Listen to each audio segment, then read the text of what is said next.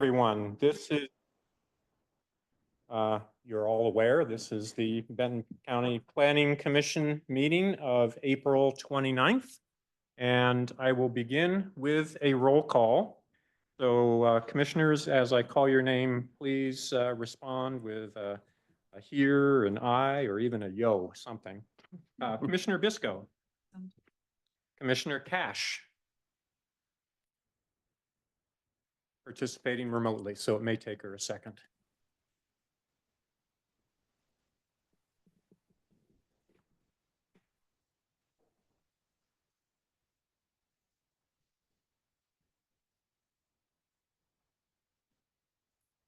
I'll proceed and come around to Commissioner Cash in a moment. Commissioner Fulford.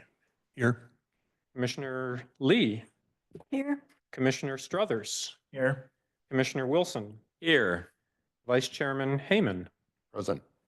And circle back again and ask if Sarah Cash, Commissioner Cash, is available. Yes.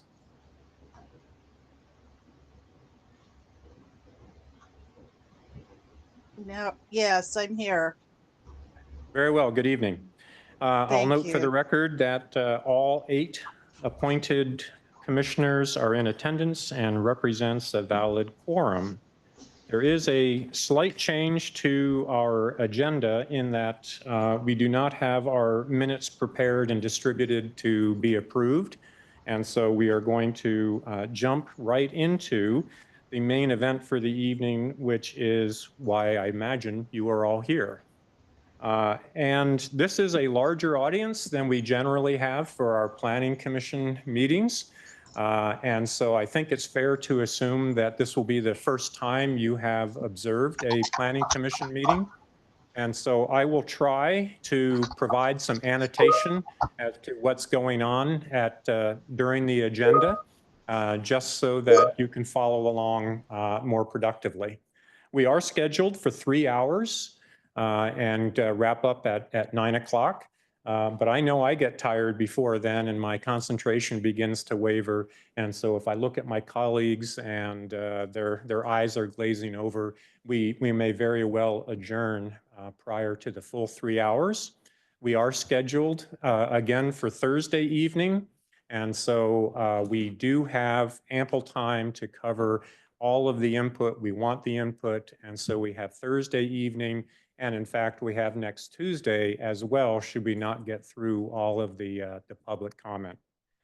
To begin the hearing, I have quite a bit of information that I need to read into the record. And I apologize, I will have to read it because I can't do it from memory, but it's all important information. It's not like your user agreement on an application. This is actually important information and will provide some insight of how the hearing is going to go. This is the time and place for the public hearing in the matter of LU-24-027. The subject of this public hearing is an application for a conditional use permit to expand an existing landfill. The application is Republic Services and the property owner is Valley Landfills. Oregon law requires that I make several preliminary announcements for this hearing. This is a quasi-judicial hearing and it will be conducted pursuant to Benton County Development Code sections 51.705 through 51.725. In a quasi-judicial proceeding such as this, it is the Commission's duty to apply the law, not revise it. The Commission must determine whether the applicant has met all of the applicable criteria in the Benton County Development Code. The Commission will consider the record as presented and will also consider any new testimony or evidence that is submitted into the record. Please do not communicate verbally or in writing with the commissioners outside of this hearing process. And that's important. As we go on break, we're not being impolite. We just don't want to have a conversation about the content of this hearing one-on-one. The theory is we all need to have access to all of the information collectively. So we're not avoiding you. It's just we would prefer not to have a conversation outside of this hearing. A staff report has been prepared for the application, and the staff report has been available for 7 days before tonight's hearing. The staff report identifies the approval criteria that apply to the applicant's proposed development and analyzes those criteria. Testimony and evidence should be directed towards the applicable approval criteria. If you believe other criteria apply in addition to those addressed in the staff report, identify and discuss those criteria and explain how and why you believe they apply to this application under consideration. A person may submit any written material while the public record is open on the application. Any written materials received by the county staff during the time period in which the record is open will be placed in the record. Written materials submitted during the public hearing must be presented to the county staff in order to become part of the record. We have our public information office available to accept that information towards the back of the room. No screen presentations are allowed. If a person intends oversized poster boards, reports, or pictures used in their oral testimony to be placed in the record, copies must be submitted to the county staff while the record is open. If they are not given to staff, they cannot be included in the record. Following is a question to the planning commissioners. Does any member of the commission wish to declare an ex parte contact, conflict of interest, or bias in this matter? I see and hear none. And Commissioner Cash, could I get a confirmation, please?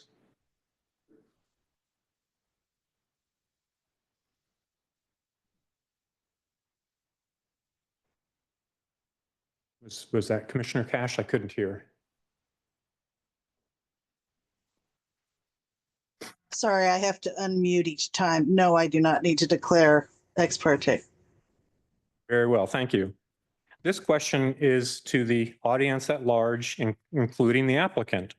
Does anyone participating in these hearings wish to challenge a specific commissioner on ex parte communications, conflicts of interest, or bias? And again, I'll wait a moment to see if there's anything from our remote audience that we'll need to address.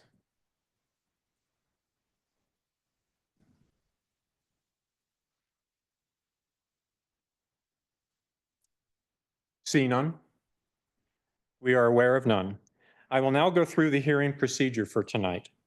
The procedure is as follows. The staff report will be presented by the county professional staff. The applicant will then present the case in support of the application. We'll move then to testimony from other persons in support of the application, limited to 3 minutes. Then testimony from persons opposed to the application, again limited to 3 minutes per person. Testimony from other governmental bodies. And finally, the applicant may present rebuttal, which is limited to addressing any issues raised during testimony since the applicant's first presentation. The commissioners may ask questions of the staff or any persons providing testimony. However, the purpose of public testimony is to provide information for the commissioners to consider. The public is not permitted to ask questions of the staff, the applicant, or the commissioners. Any person wishing to present additional evidence and testimony to keep the record open to respond to new evidence must make that request before the public testimony portion of this hearing is closed. Following applicant's rebuttal, I will ask whether any person who testified requests an opportunity to present additional evidence or testimony. Upon such request, the commission will either continue the public hearing for a period of no less than 7 days, or will leave the record open for no less than 7 days for an additional written evidence. If there's no request to submit additional testimony or evidence, the public hearing will be closed, the record will be closed, and the commission will proceed to deliberations and make a decision. Now, all of that will not happen tonight. We won't get through all of it. We'll go through this procedure again if we have another session on Thursday night, so you hadn't needed to memorize that procedure. If you are a participant in this hearing, the commission expects you to abide by the following rules. Please be respectful of all participants. Speak only in the order of proceedings or when recognized by the chair. In testifying, please do not repeat previous testimony made at this hearing. Just note that you are in agreement with such prior testimony. Be advised the chair may halt testimony if it has become irrelevant, abusive, or clearly intended to harass or intimidate the participants in this hearing. Any written exhibits you want included in the record need to be handed to our public information officer's staff at the back of the room for marking before presenting to the commission for consideration. Any multimedia presentations is considered written testimony and should be submitted in the same manner as written testimony. No screen presentations are allowed during oral testimony. All testimony and evidence must be directed toward the applicable criteria in the Benton County Development Code or other criteria which the person believes applies to this decision. Failure to raise an issue in this hearing accompanied by statements or evidence sufficient to afford the commission an opportunity to respond precludes appeal to LUBA, the Land Use Board of Appeals, on that issue. The failure to raise constitutional or other issues relating to the proposed conditions of approval with sufficient specificity to allow the commission to respond precludes any action for damages in circuit court. To have standing to appeal the decision of the Planning Commission, you must present oral or written testimony to the Planning Commission prior to the closing of the record. Except for the applicant, verbal testimony is limited to 3 minutes total per person. Please respect the time limit so others have the opportunity to testify. The public hearing is now open and will begin as previously discussed, the presentation of the staff report. Ms. Sheets. Thank you very much. I am at the end of a 3.5-week cold. So I will try to pronounce my words clearly. Again, my name is Petra Sheets. I'm the planning director here at Benton County, and we are gathered this evening to consider the conditional use to expand the Coffin Butte Landfill. Republic Services is proposing to expand the existing landfill operations south of Coffin Butte Road, construct an 1,800 square foot employee building with off-street parking, modify an access road, and relocate leachate activities, portions of a perimeter landfill road, an outbound scale, and construct a shop and maintenance area. The applicant is also proposing to modify access roads north of Coffin Butte Road. We'll start with some background.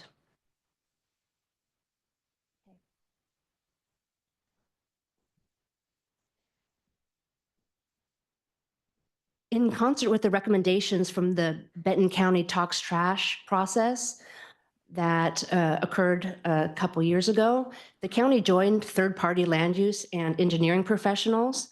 And so I'm going to take this opportunity to introduce ourselves. I did myself, representing the Community Development Department. Sitting here at the table, I'll have Public Works introduce themselves, and then we'll have our third-party consultants do the same.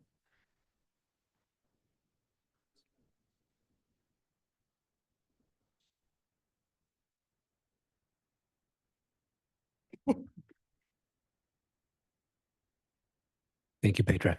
I'm Jesse Winterroad with Winterbrook Planning, and we are a land use consulting firm. And I am Larissa Gladding. I'm also with Winterbrook Planning.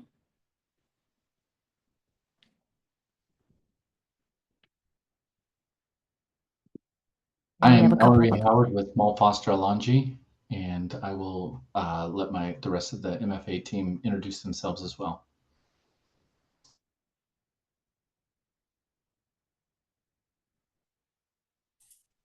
I'm Eric Coffin with Mull Foster Alonji.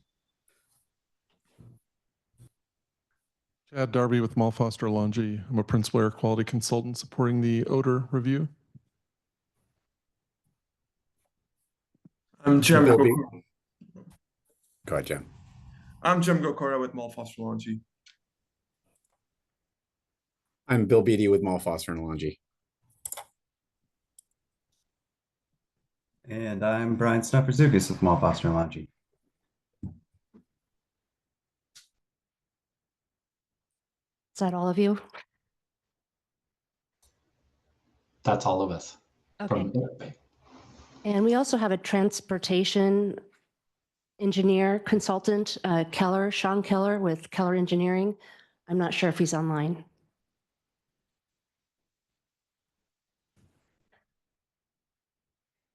If he's not, I'll make sure that we get him entered into the meeting.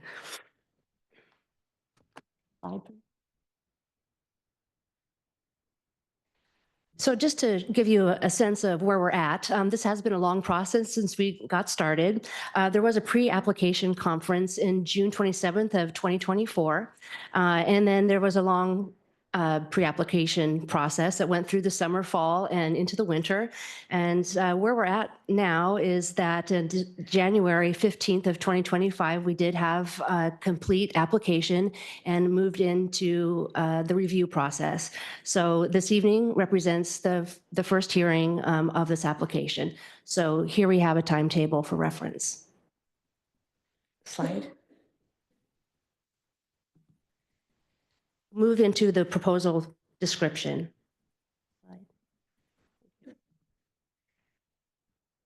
So here's another representation from the application, or the staff developed this alternate map of the application, and our consultants here will help point out spatially the project description. So there are tax lot 0801 is approximately 89 acres. It's already in use for the and this is the existing land use area. The area of the proposed improvement contains access roads, a scale house, and scales. These tax lots also contain emergent wetlands, and these wetlands are vegetated non-channel systems that are not influenced significantly by tidal waters.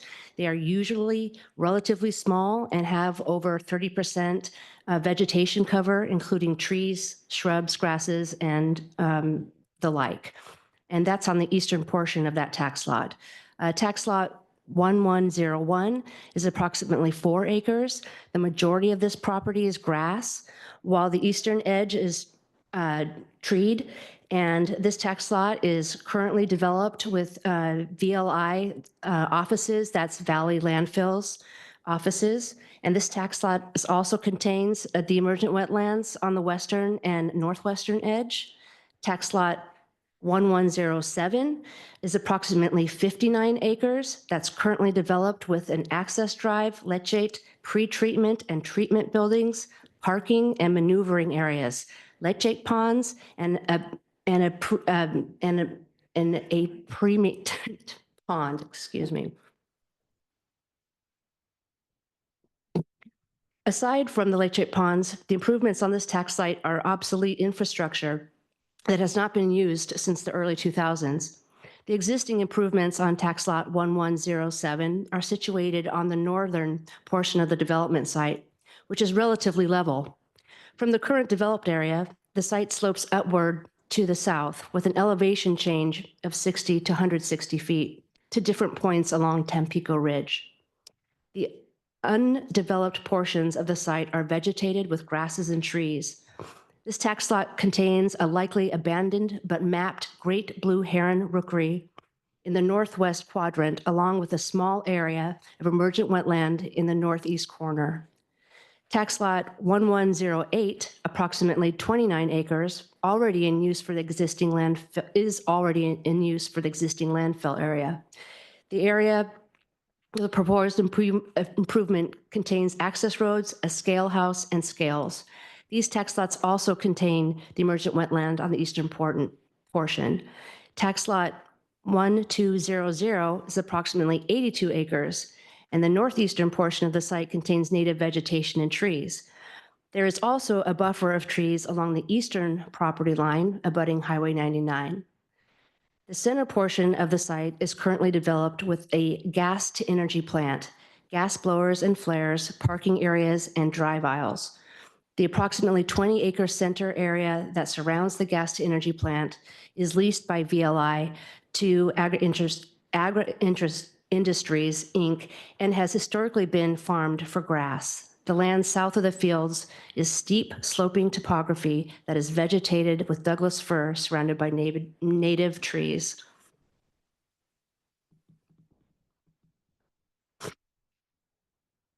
This tax slide also contains a mapped but likely abandoned great blue heron rookery in the north central area quadrant, along with the emergent wetland and forested wetlands. The applicant adds on in exhibit BOP on page 11 that row crops are also farmed on the 20 acres of that tax lot. Slide, please.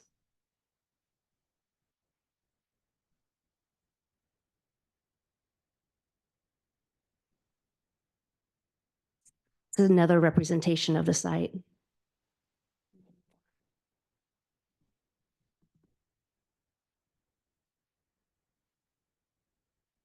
We'll move on to a representation of the public agency comments. Slide. What I chose to do here was that we have, there were a lot of public comments. Between April 22nd and this evening, approximately 185 to 190 have been received. And so while we've received them, it's been my intention to scan them, file them, and post them in batches. And so we've been trying to do that iteratively. But as we've been doing that, we've been using different methods to thematically represent what they look like so that Planning Commission has a general sense in those thousands of pages, kind of the weight of the different concerns and comments that folks have. All of the comments are against the landfill, but for two are in favor. And I'll just point out that some of the primary or most comments that we're seeing are the leachate, and leachate is that liquid when the water percolates through the waste. Also traffic, odor, water quality, the origin of the waste, PFAS, which is a synthetic chemicals that's used from industry that ends up in landfills, and that's been around since the 1940s. So those are some of the predominant themes and of the comments that we've received. So we are updating this graphic as we continue to receive additional comments. Slide.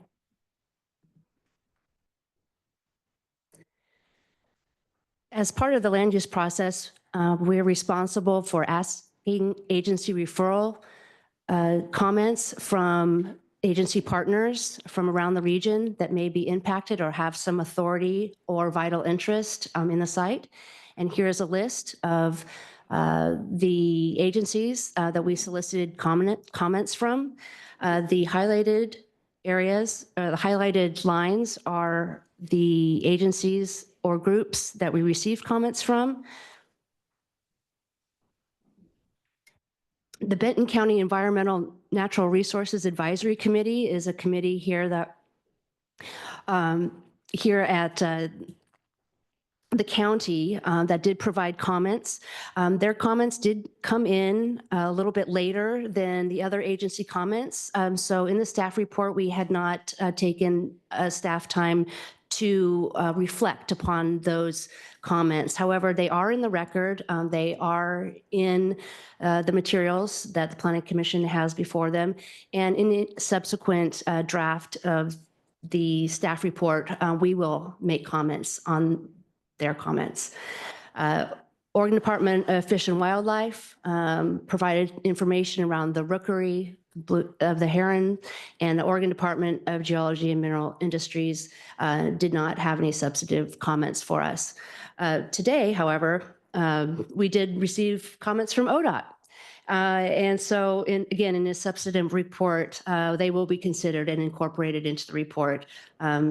Naturally, we did not have time to review those comments. They will be posted to the record and on the web tomorrow. Slide.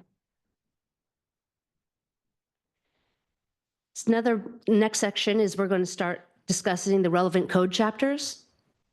Slide. And there's 5 relevant areas of the Benton County Development Code, but we're going to be focusing on 3 this evening.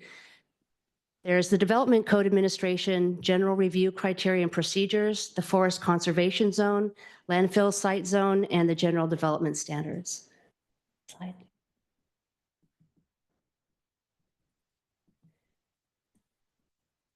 And here are some of our key findings.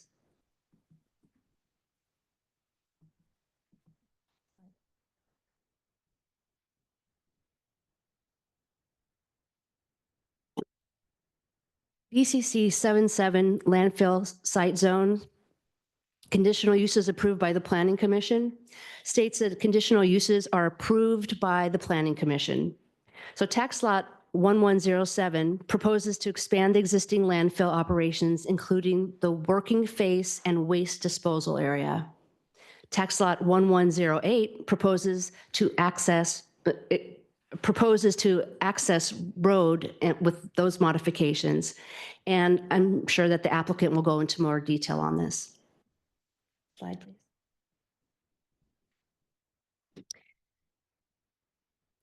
BCC 53, General Review Criteria and Procedures, is rather general.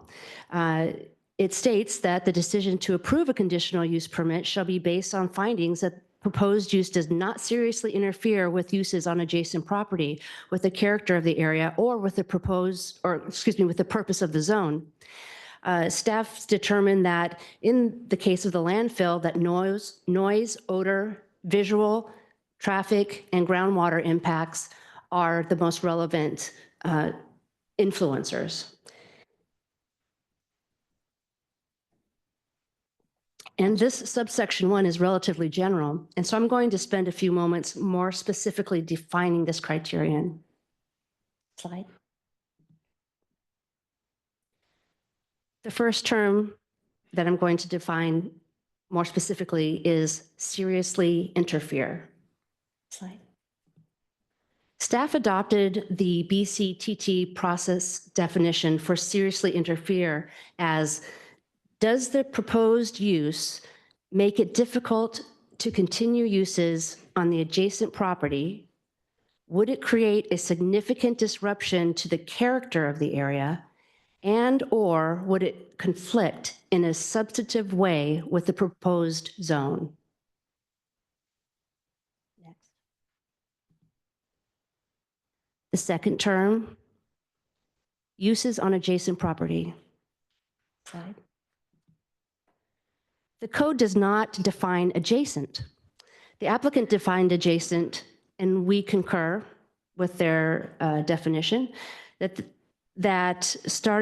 applicant says it started with a base site that includes all the tax lots on which the existing landfill operations and accessory uses are located, plus all the tax lots constituting the development site on which the project will be located, or the landfill boundary. The applicant then identified properties abutting the landfill boundary and the properties abutting the adjacent properties. So basically, it's the landfill with the adjacent properties, all the properties that they own, and the adjacent properties to the properties they own. So that is their defined area here. Slide. The third and final definition is the character of the area. Slide.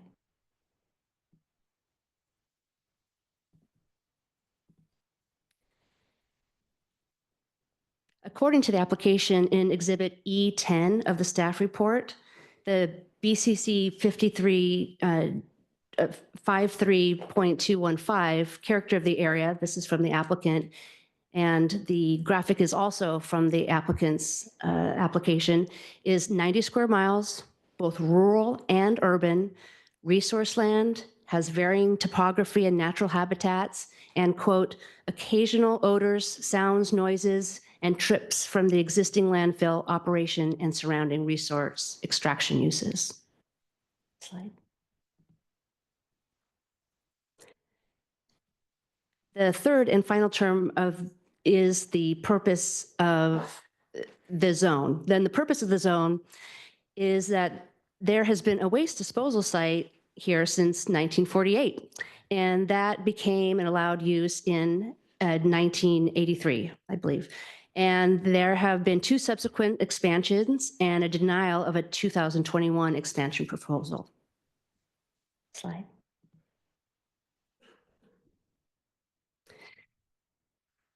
(53.215), the purpose of the zone, there's also land within this area that's forest conservation zone. Slide.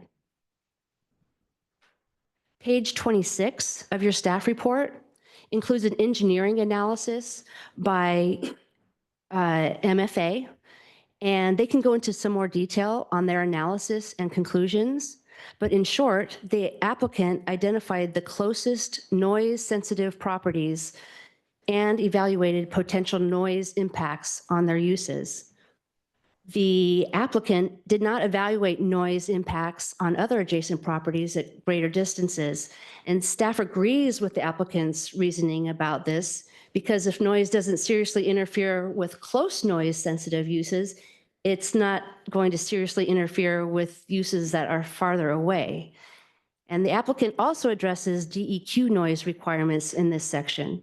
We also agree with the applicant that the DEQ noise rule does not appear to be directly and entirely applicable to the proposal. Further, staff concurs with the applicant's use of that DEQ regulation to set a threshold for the noise increase to seriously interfere with noise-sensitive uses. However, as noted in the MFA findings, the proposal appears to exceed the DEQ regulatory noise threshold proposed for the use to evaluate consistency with this standard. The proposal does not meet that criterion, and therefore, because there's an absence of a solution, staff recommends this may be a basis for denial. Slide.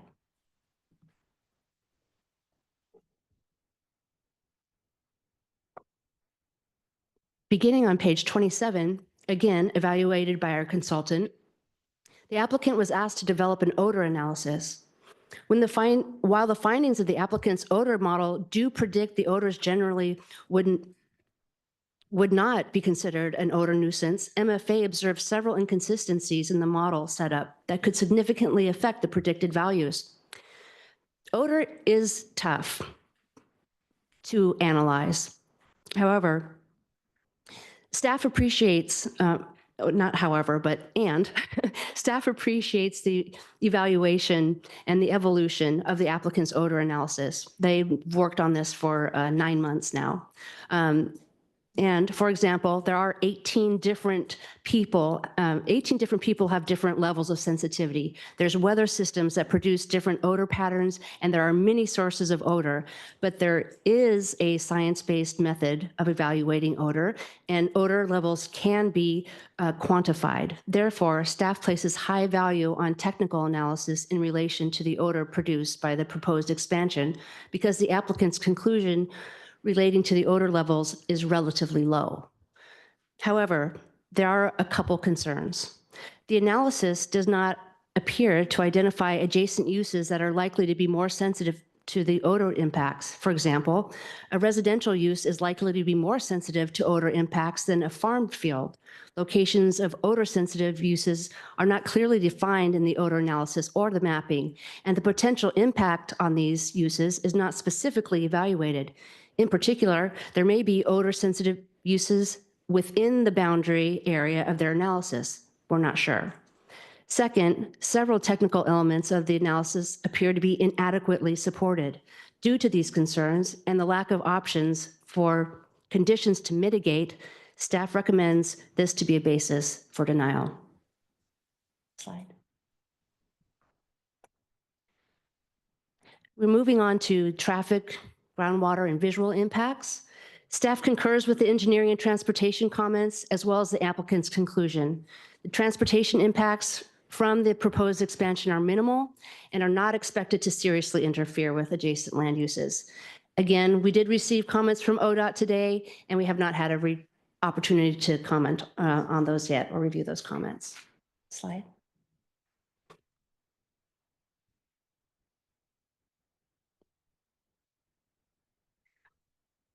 Okay, staff understands that in regards to groundwater, staff understands that groundwater impacts have been an extremely controversial topic. However, the county is limited in its ability to evaluate and regulate groundwater impacts beyond the multiple levels of state and federal regulation that apply to this proposal. We made several legal inquiries, and yet our position remains that those regulatory agencies provide a more appropriate venue to address groundwater impacts. That said, staff concurs with the applicant's analysis and engineering comments. So for purposes of county review and in the context of additional required regulatory frameworks, the proposal meets this criterion. Slide.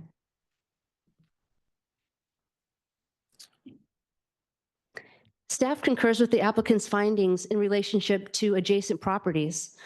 While some elements of the project are visible, as of the writing of the staff report, staff has seen no evidence or reason to conclude that the visibility of some of the elements of the proposed landfill expansion from the adjacent roadways will seriously interfere with the uses on the adjacent properties.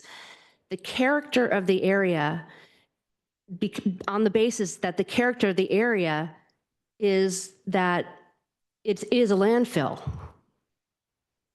So it's not having much more of an impact because the character of the area is already a landfill.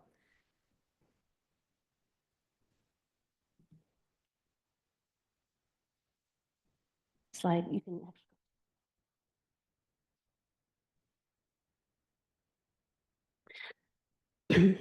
And in regards to the forest conservation zone, on page 45 of your staff report, staff generally concurs with the applicant's response.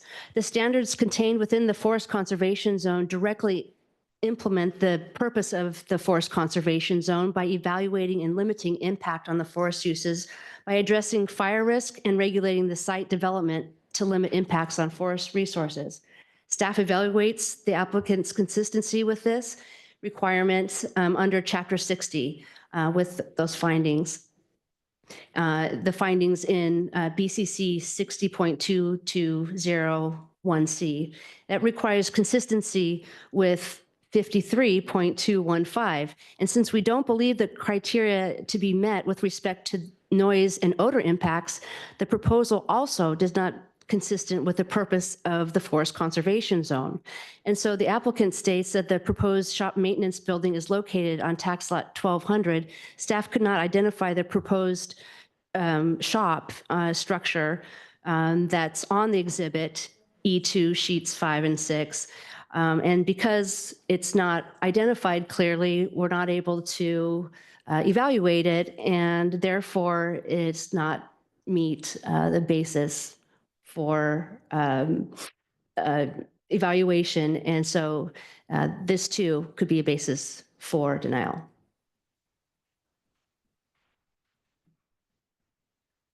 Slide.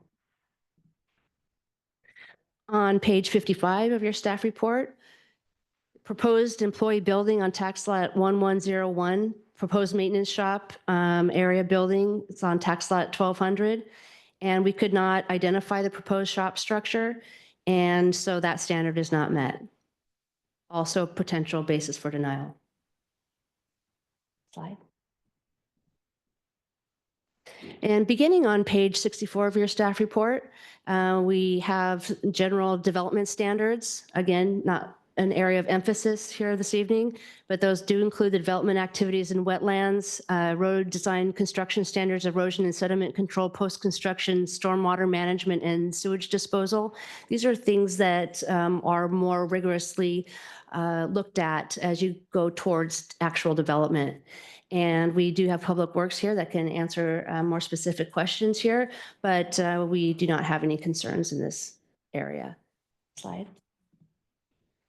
So that's the conclusion of the staff report based on the findings In the report and the information in the file, staff concludes that the noise and odor analysis and evidence provided by the applicant does not sufficiently demonstrate that the proposal will not seriously interfere with uses on adjacent properties or the character of the area.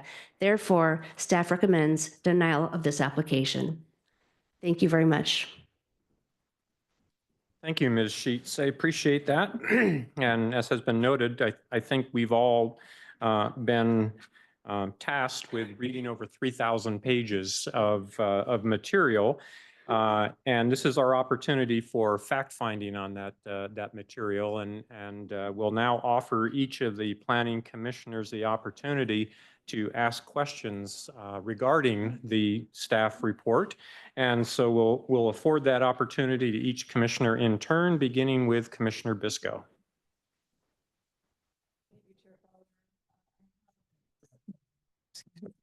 Thank you, Chair Fowler. Is that working? Thank you. I have a couple questions for staff. First, I do want to thank you for an extensive application. The 3,000 pages and the materials that are in there have been very helpful in this review process. The staff report was also very helpful. I want to ask, maybe this is a chair question or our planning department. Are we allowed to ask questions for things that were not addressed in the staff report, but are within our bounds of criteria and code? So if I have a question on chapter 77, for example, can I ask that question even though it wasn't addressed in this? Yes? Okay, for clarification's sake, that's helpful. So I would like to refer to that chapter 77 if I could.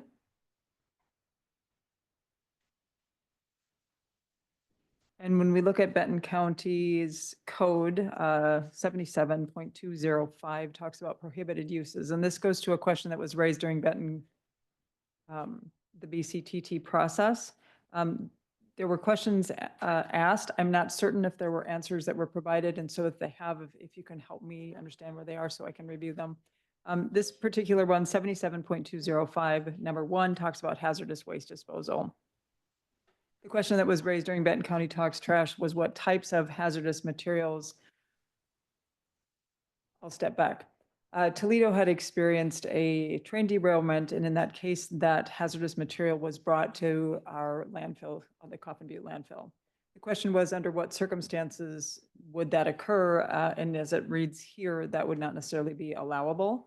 And so I'm wondering if that is something that we got information or context on through that BCTT process that was provided, and or if it's in this document and I just haven't found it yet.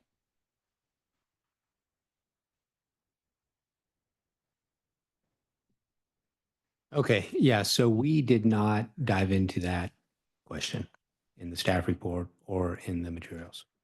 And would you mind telling me again who you were? I'm Jesse Winterode with Winterbrook Planning. We look at the staff report as contract staff planners. And that was not addressed otherwise then, so between Woodbrook and also Benton County. Okay, so the hazardous materials question, perhaps I'll bring that back then to the applicant. I'd like to point to page 19 of the staff report. For some clarification questions. We talk about adjacent property and the interpretation of the applicant response of adjacent property is from Webster's Third New International Dictionary, defining adjacent as not distant or far off, nearby but not touching, relatively near and having nothing of the same kind intervening, having a common border, abutting or touching, living nearby or sitting or standing close, relatively near or close together, immediately preceding or following with nothing of the same kind intervening. In the staff report, what I heard, but correct me if I need to be corrected here, we were talking about the landfill properties of ownership and then also those abutting properties. When we talk about adjacent being somewhat an ambiguous term here and being defined here, at least in this case by the applicant, do we also include those adjacent properties such as the residential areas immediately around the landfill? Yes. Okay. So yes. It was, hopefully we can see on the map, a pretty inclusive definition of adjacent. Okay. And would we also then include the properties across 99W, which would be part of a DARE as well? I actually can't. Yes. Oh, sorry. Can't see that very well from here. Okay. Thank you for that clarification. I will also go back to another part. I don't have the page in front of me, but it's in information I was reading today. We were talking about the Solid Waste Advisory Committee and their reporting, or that shifting of reporting going to NRAC, the Environmental and Natural Resources Advisory Committee. Have we in this document, and just not got to it yet, have we any reports? We're supposed to receive an annual report, correct? Yes, so SWAC submitted a document that is part of the record, and NRAC also did. DSAC submitted a document that was 40-some pages long, but SWAC did not, because they're not no longer part of that division, I guess. The duties were transferred to NRAC, and NRAC submitted a 20-some page document the day before our staff report was due, so we did not include a full review of that document in the staff report, and we intend to update the staff report with that document in mind and respond to the issues raised there. Okay, and to clarify, so we'll see that update in when will we see that report? So we're trying to include the comments that we're receiving in this process, as well as the full weight of agency comments, such as the ODAC comments received today and the NRAC comments. So after the public submission of information is done, then we will update the staff report prior to your deliberation so that you'll have that deliberation. All right, so that answers the question of when we'll see those documents. I'm going to go back and just clarify so I understand. So there's an annual report, and there's also submittal for this testimony, and there are also opportunities for maybe NRAC now to weigh in on land use applications. I feel like there are 3 different portals of which we should be receiving information. Am I reading that correctly? The code identifies 2. And one of those was replaced with NRAC. So we should be receiving 2 and not 3. Okay. And again, for clarification, excuse me, I just want to make sure we have this right as we move forward. We will be receiving comments. Do we have the annual report that's also required by code at any point? So we had the shift from SWAC or DSAC, forgive me for not knowing which one, but one of them was to submit an annual report on the Coffin Butte landfill. Do we have that as part of this record, and or have we received these? They are complete. They have been endorsed by the respective, by DSAC. And so they are up to speed, but it is not part of the record this time. And just a clarification is what we did is we considered NRAC an agency referral partner, and we're considering DSAC as public comment. Thank you. That helps refresh what I had read. Okay, so will we receive that annual report, the most recent? Can that be submitted for this record, or can it be requested?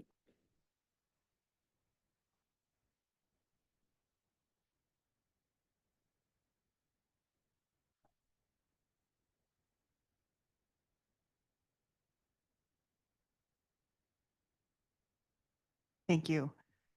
You're requesting the planning staff to add the NRAC annual report, most recent annual report, to the record.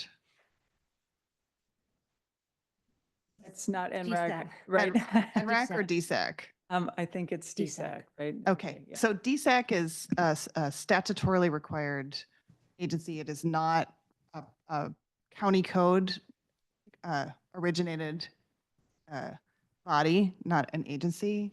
I don't really think it's a problem to add that DSAC report to the record, and I believe DSAC's report is already in the record. It just wasn't received before the staff report was published.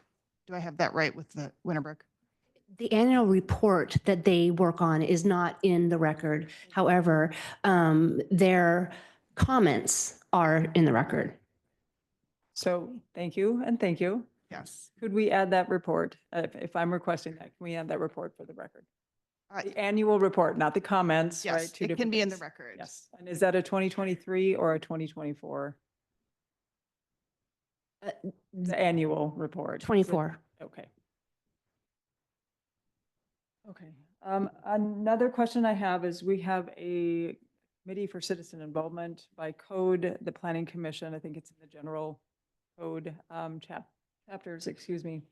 Planning commission serves by code as that citizen for a committee for citizen involvement. It's part of this Oregon's land use laws, right? So number one, our first land use law. I'm not sure that we have officially talked about that since I have been on the planning commission, which was January 1 of 2023.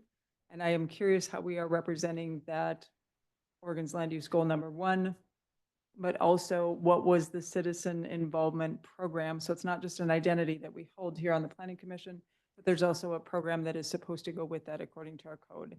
That program serves as a purpose for the kind of a liaising, if you will, to the community on inclusive of land use applications, this one being significant by evidenced by the interest in our community.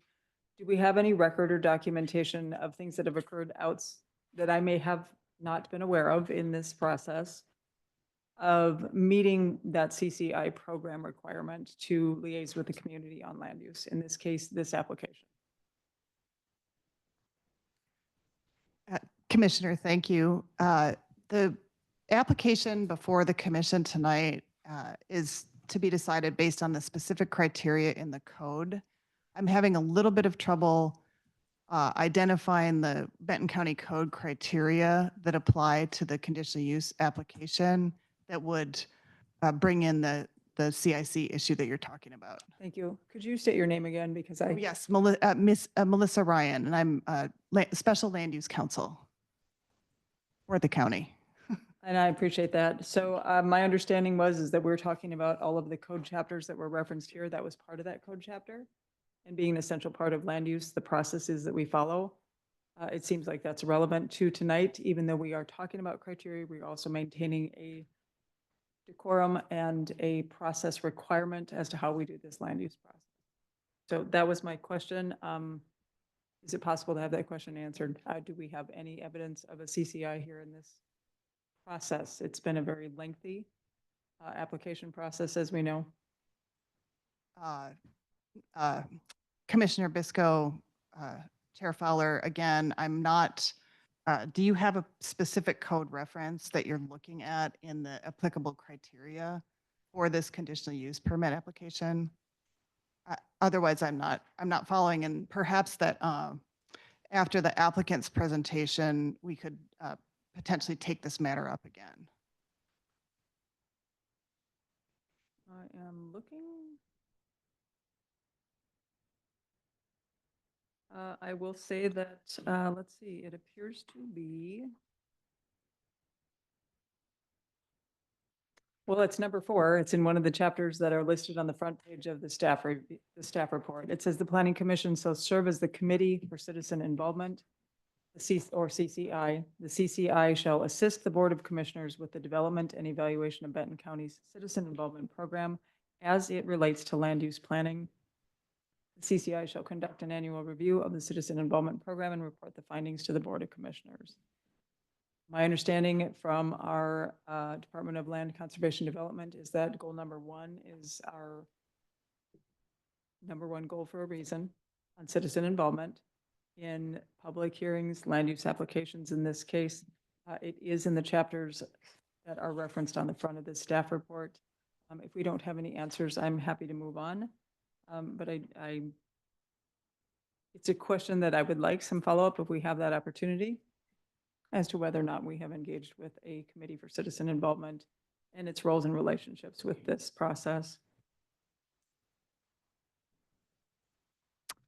Give me a moment. I'm going to scroll through my notes here to see if there are any additional.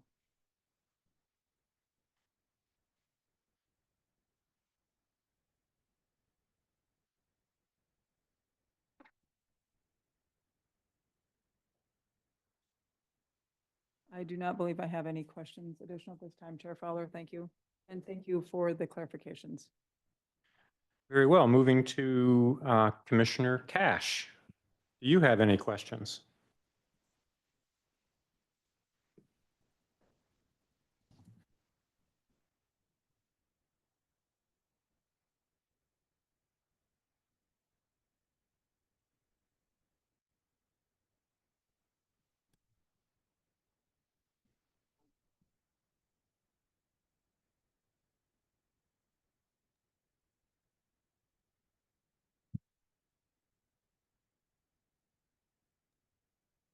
Sorry, I'm having a hard time unmuting. I don't have questions at this time. Thank you very much. We'll move to Commissioner Fulford. Hello, thank you. I do appreciate, Petra, the staff putting in all the good solid work on the staff report. One of the concerns I have, I know we flagged the noise side and the odor side, and I know we referenced sort of the EQ and EPA as being more in charge on the groundwater piece. I think there's a ton of risk in that area, obviously with the leachate going up and down, or 100-year storm or something like that overflowing. Do you all have some concerns about that? It seems like we left that off of, I'll say, one of the denial pieces, and I still have considerable concerns and the risk on that side. What are your thoughts on that? Thank you, Commissioner Fulford.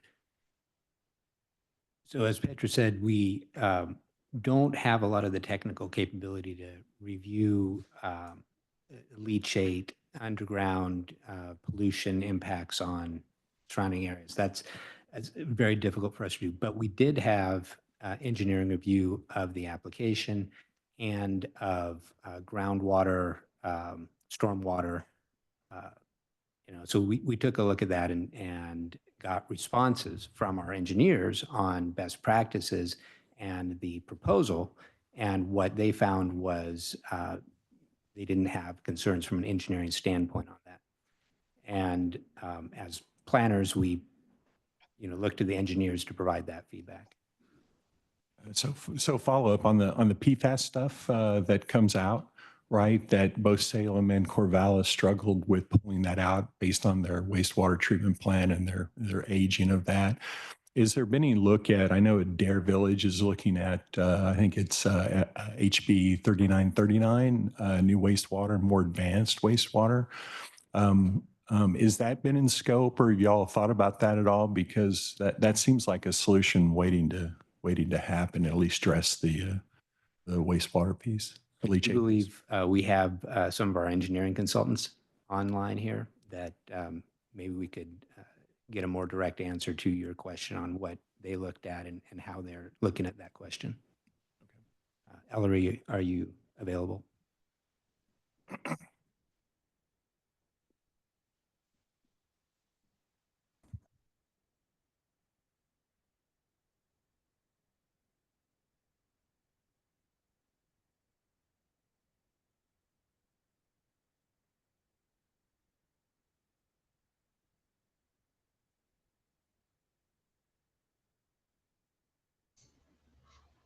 Maybe fill in time while he's finally was able to unmute. I apologize. It looks like I was locked out there. We did not evaluate anything related to Dare Village. The applicant noted that they had existing agreements with Corvallis and Salem.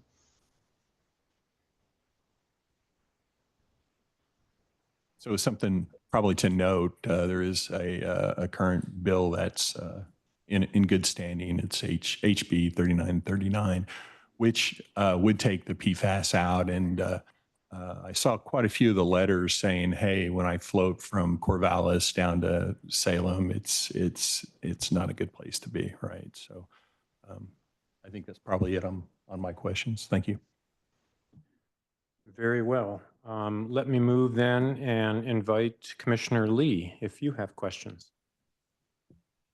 Thank you very much. And I repeat all the appreciation for all the work that went through this. So I have several questions, and I apologize, they're not in any rational order. There's Benton County Code 77405 that suggests that the planning official needs to be reviewing all the reports that come from DEQ related to the application, and I interpret it as any reports from Oregon DEQ regarding the landfill. So I'm wondering, I wanted to ask Petra, were you the were you hired as the planning official? Have you ever been the planning official? Or is there a planning official in Benton County? I am the planning official, yes. Okay. And is it in your job description to review the reports from Oregon DEQ about the landfill? In my job description proper, no. So essentially, thank you. So my next question is kind of a broad question, a concern. A lot of our code and a lot of the regulations that are referred to in the application and in our code refer to federal laws and agencies, and we're in a period of enormous transition. And I want to know what is being planned. So for instance, if the Clean Air Act went away or the Clean Water Act went away, what is the plan for that?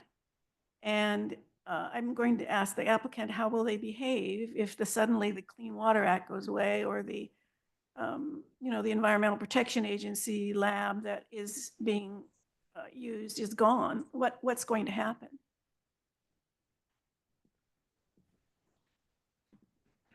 I'm not sure of the relevance of the question. Very important question, but I'm not sure the relevance of the question to the hearing this evening. I'm not sure we could address it.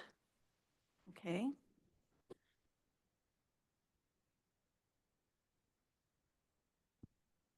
Oh, thank you. Okay.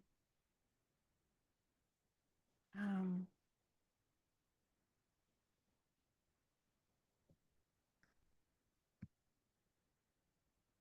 think my other questions are for the applicant. Thank you. Thank you. Thank you. We'll now invite Commissioner Struthers for questions. Thank you. Petra, thank you for that.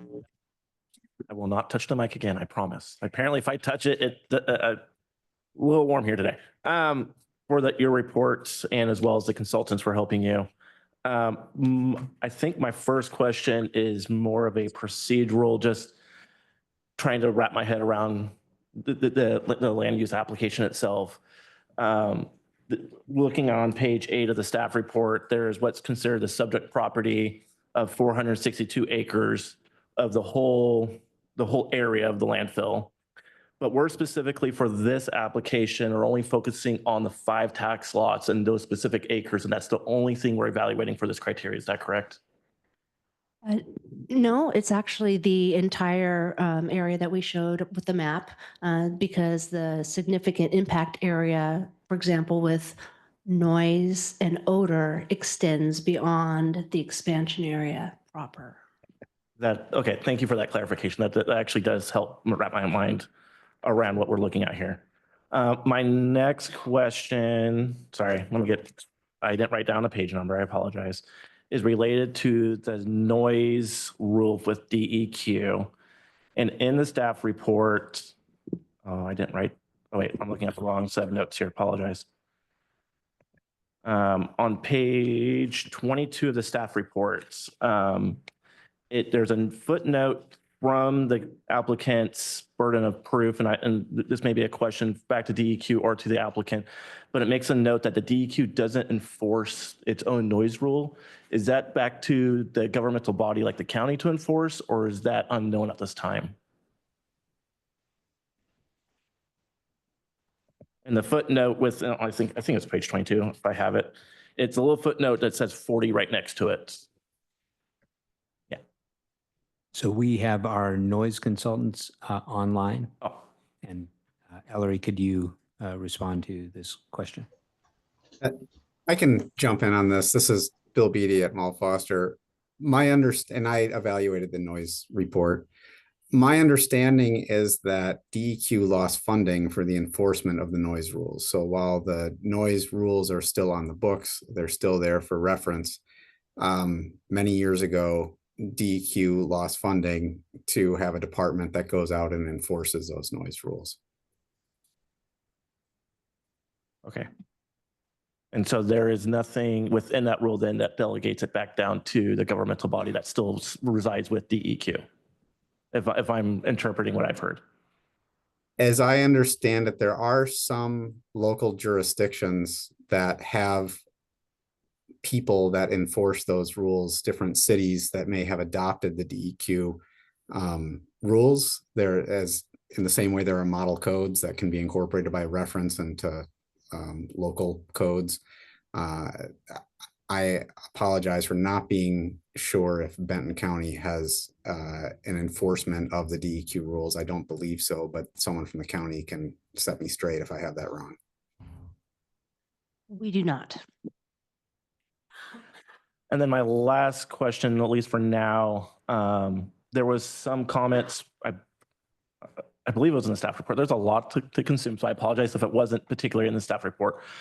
But around the hours of operation, but I guess my question, knowing that we're not looking at conditional conditions of approval or additional conditions of approval at this point, but with the hours of operation that are currently in use or recommended, do staff have any issues with those hours of operations that have been proposed? Yes. There's some conflicting information presented by the applicant on the hours and proposed hours of use and their proposed conditions. And I believe they're going to clarify some of that in their testimony. Perfect. That is all I have then. Thank you. And moving to Commissioner Wilson. Thank you, Chair Fowler. And I'll turn my microphone on. I wanted to thank Petra and her staff. The staff report was put together in a way that made it easily digestible for me. And I also want to commend that in this instance, going in this order, all of my prior commissioners have asked almost all of the questions I had on my mind, except I wanted to come back to Commissioner Fulford brought it up initially. Excuse me if my allergies are acting up, so I'm going to sound like a frog. The water, the issue with water, groundwater, and first let me clarify: is it my understanding that the county, using our code, the groundwater issue is one that isn't necessarily is not one of the reasons, is a criteria that is either is met or not met because it's a matter that's dealt with outside of the county's jurisdiction? Correct. And with that in mind, when you were evaluating or had the consultants do the evaluation of the groundwater issue, did they make a distinction between groundwater flowing either underneath or through or past the landfill, the existing landfill, versus percolate, or that percolates through the landfill and then potentially intermixes? Because and it's a question I might offer to the applicant, but it wasn't clear to me with regards to leachate, which is the effluent from the landfill itself, which percolates through the landfill, what the capture rate is on that. And it's in that groundwater discussion, it's not in that section. So it's just a question as to whether that was an issue that was considered when looking at the groundwater issue itself. So I would defer this to our engineers who are reviewing the groundwater item. Well, we did look at the leachate specifically. The groundwater, as Petra mentioned, is difficult to address. Note that there is an unlined portion of the landfill that does still operate to our knowledge. However, the rest of them are all lined, and this existing or this proposed expansion is proposed to be lined so that the leachate is fully captured and treated. And it would be safe to assume that with this expansion, there would be an increase in volume of the leachate? That would be a correct assumption. Additional leachate is generated as you expand, and as portions are closed, that would tend and capped, then that would tend to stop generating leachate.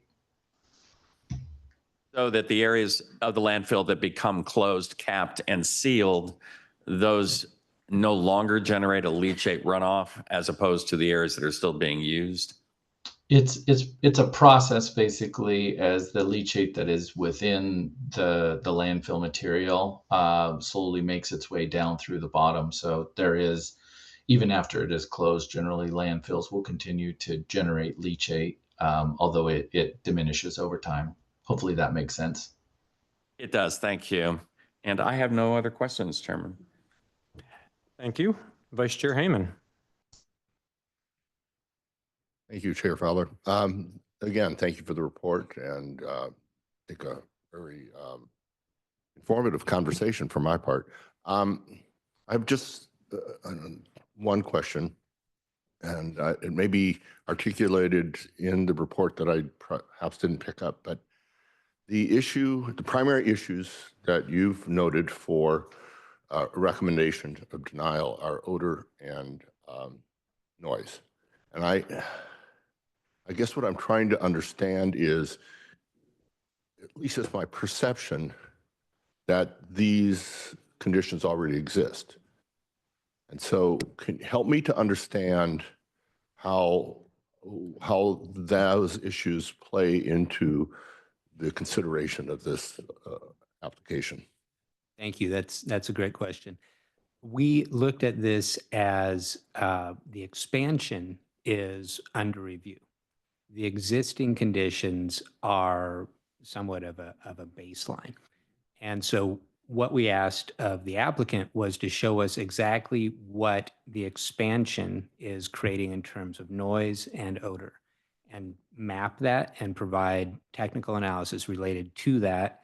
And we brought in our technical experts to review their work. And so that's what we're looking at. We're not looking at adjudicating the existing landfill in those respects. So the noise and odor are based on the new landfill expansion area.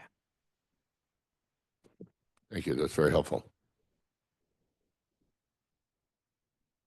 No more. Okay. Batting cleanup. I do have a few questions, and I'll apologize in advance that some of these may be staring me in black and white in either the application or the staff report, and I may not have just picked them up. And some will be probably best answered by Ms. Ryan. But so, I'll ask many of these, both of the applicant and the staff. I'd like to get their perspectives on both. First is, how should we read the statements in the application? Are they commitments? Are they statements of direction, subject to change? How firm? And I'll just give an example. The application states that there will be only one working face at a time, and operations will be roughly the same scale.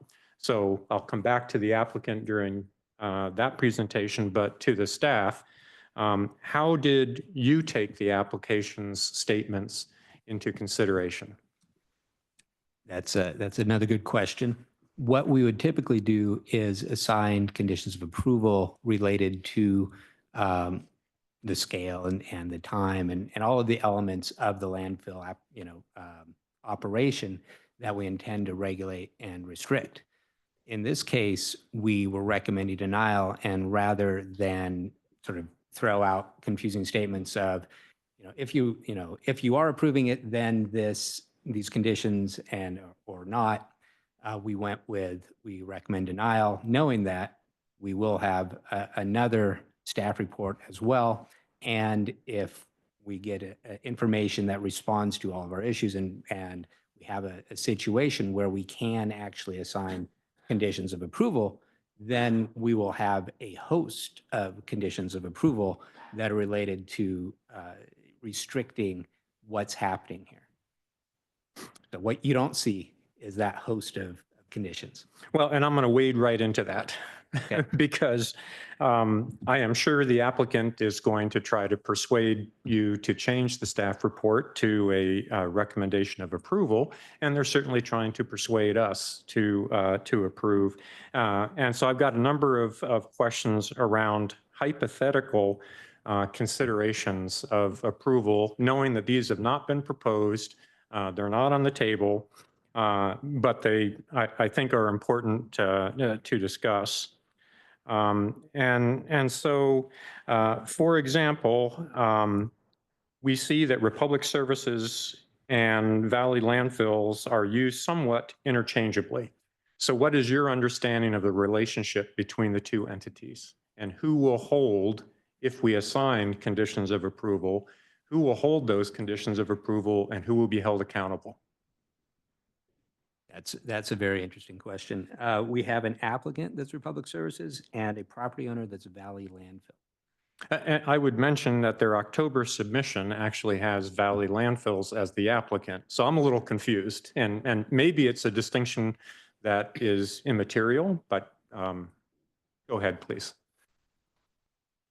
So we would assign these conditions to the use, and they would go with the owner. With the property owner. So the owner of the use would have to comply with the conditions of approval. Okay, so it's the property owner that would be bound by the conditions if approved. How would transitions of ownership be handled in terms of either a sale of Valley landfills or an assignment, or if I understand Republic Services is a public entity, so a significant restructuring of a public entity? When does a condition of approval get lost in a transition? Yes. It runs with the use. So as long as the use is active, it will run regardless of entity? Yeah. Thank you. What if this, I probably obvious, what if operations are outsourced? It retains then with the property owner, and the property owner remains responsible regardless of the outsourcing of operations. Yeah. What if there's a bankruptcy? That's an interesting speculation. Yeah, I can't really get into the speculation of what will happen after, if there's a bankruptcy here. And I'll look at Ms. Ryan, does a bankruptcy dissolve Thank you, obligations? Chair. That is a complicated question. I am luckily not a bankruptcy lawyer. I can look into it and get back to you at the next meeting if you want, but in bankruptcy, I do remember that there are ways to discharge some obligations. A bankruptcy trustee would be overseeing that entire thing. I did want to note one thing that I have seen some jurisdictions do to make certain that conditions of approval that are placed on an approval are known is to record a notice of the land use decision in the property records so that it comes up on a title report and a future owner then is made aware of it. Okay, thank you. And a landfill's a unique situation because we generally look at a business operation having a beginning and an end. And while deposits into a landfill may end, much of the other surrounding infrastructure needs to continue. So how are conditions of approval that we may or may not impose, how is operations defined so that it continues beyond the deposit period in a landfill?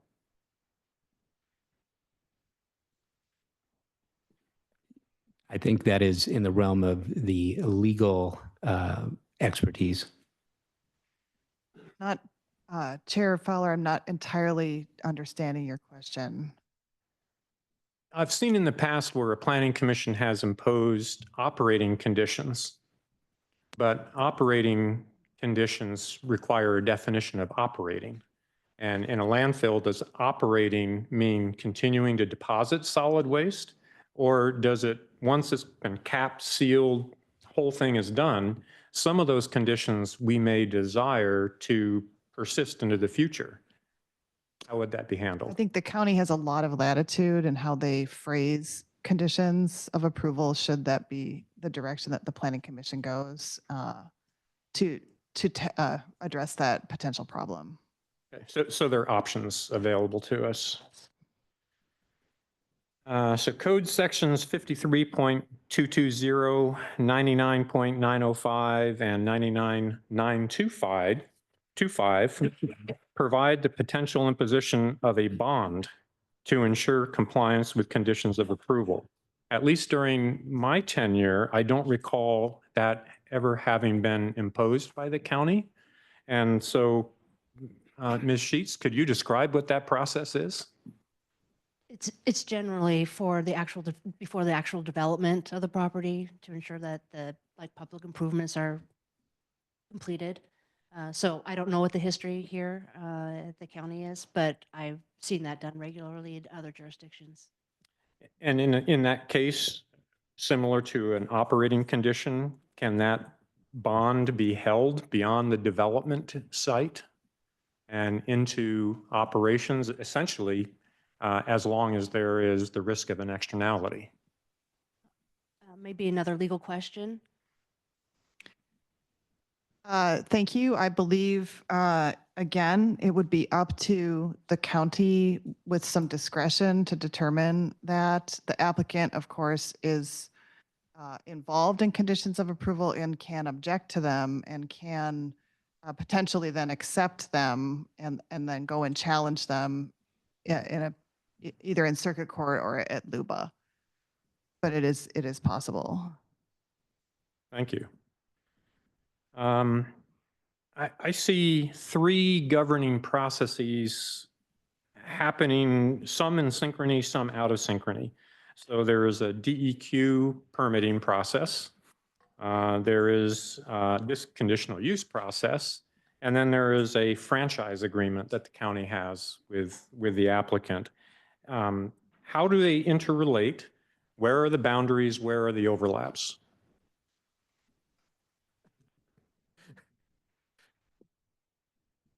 Do we have the county's attorney here to speak to that issue? You know, I did get a little rundown on this. So the franchise agreement and the land use process within the county are not intertwined. They are separate because the land use process is driven by the development code. The DEQ process is separate. It's its own separate process, but the county has given itself in 77405 a separate way for the county as a body, as a government, to provide comments in that DEQ process through 77405. Hopefully that answers your question.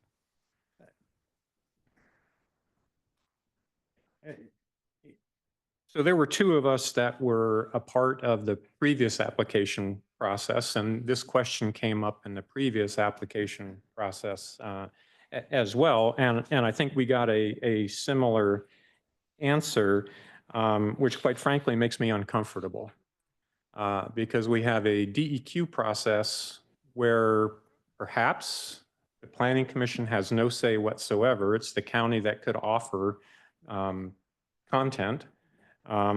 But the externalities associated with the landfill, such as methane, which came up in public comment and a number of other places, we don't have any way of evaluating, monitoring, regulating, controlling, even though it is a significant component of a land use decision, because it would affect the surrounding properties. So it makes me very uncomfortable to have not even any input to a DEQ process, much less any control. And we do our part and then we're done. We don't get to then look at the DEQ results and come back and revisit our land use decision. And this is more of a soapbox than it is a question. That makes me very uncomfortable. We won't see the result of the DEQ process before we have to make a land use decision, even though they're very, very intertwined. But again, soapbox. Moving on to a question of the county. I believe the county has climate goals that it intends to implement. I confess I'm not very familiar with them, but I believe there are some climate goals. And this gets back to the DEQ process because I don't understand the mechanism to implement those climate goals unless there is some county control over things like the greenhouse gases associated with a land use opportunity. So, Ms. Sheets, would you like to comment on what the county climate goals are and how it would relate to this particular land use application? Particularly familiar with them. It's not necessarily directly in my line of work, and it's not directly related to this land use application criteria. So, I'm not sure what, I mean, surely there's correlation, but it's not relevant to this hearings process. Okay. It appears as though you're itching to also offer. Sure. There are ways to bring the climate goals into the code so that we can and you can review them against applications. And that is my understanding. It hasn't happened yet.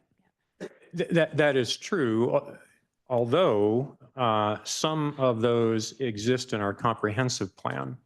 And certainly the comprehensive plan compliance is within our opportunity to discuss as well.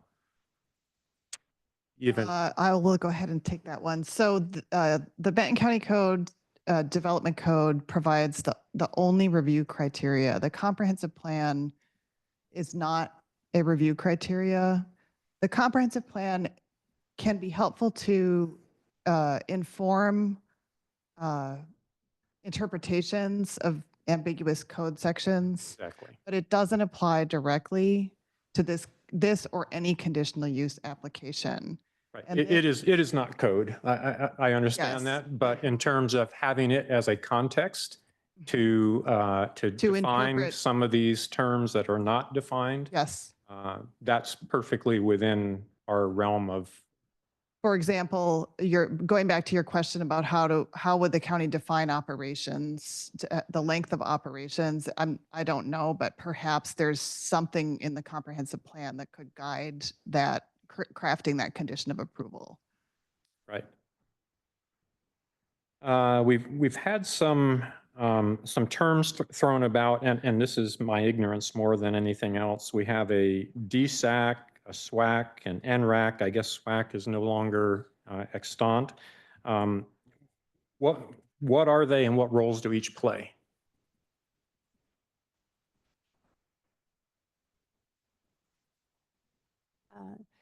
The SWAC was the SWAC was a requirement of the disposal process, but it was dissolved while they went through the Benton County Detox Trash process. And the Board of Commissioners then put that on a hiatus, and for the land use process then designated or used, continued with DSAC, but designated NRAC, the Environmental Committee, to fulfill the SWAC responsibilities for this application. So that's that relationship. The disposal site committee is specific to the operational concerns of the committee and representing the community, and it also includes representation and membership of Republic Services. So it's aimed to be a partnership to work through concerns at the landfill site. So those are those different roles. At some point in the future, we'll probably reinitiate a SWAC, but at this time it is still on hiatus. And I mentioned earlier this evening that one was considered an agency referral and one was considered a public comment. Which falls into which camp? Yeah, so NRAC was the one that was appointed by the board to fulfill SWAC's responsibilities. So the closest responsibility or role, since they're more than public comment, seem to be classified, in my opinion, as more of an agency referral comment. So that's why they received agency referral notice and was classified that way. They were treated a little bit differently. We needed to give them some training on the land use process and the criteria and what that means, and put some sidebars. So those are all meeting minutes and agendas that we may add into the record. That's also been a question, so that folks understand that we were above board in terms of the guidance that we gave that committee. So they did a lot of work. I think they met 4 or 5 times and really worked hard on their response. So we really appreciated their efforts. DSAC on their own were interested in the topic, and even though they had not been appointed with a formal role, they chose as a committee, and because they had the ability to do that amongst themselves, decided to provide public comment as a committee or an entity. So they did provide that as an entity. Great, thank you. Chair, just to clarify, the DSAC is a statutorily mandated committee, and it's because Coffin Butte is a regional landfill. So it's not a county generated or county sanctioned committee. It's a statutory committee. And that statutory committee is because of the regional nature of the landfill, and that designation occurred, in 1974. The code wasn't updated until 1983, but I don't see anything in the code, and I may have missed it, but I see nothing in the code about regional landfill. And so from a land use perspective, from a code perspective, regional landfill is what? It's the statute that defines the regional landfill. It's the statute that requires a DSAC and sort of specifies the composition, including having a member of the landfill operator on it and some other folks.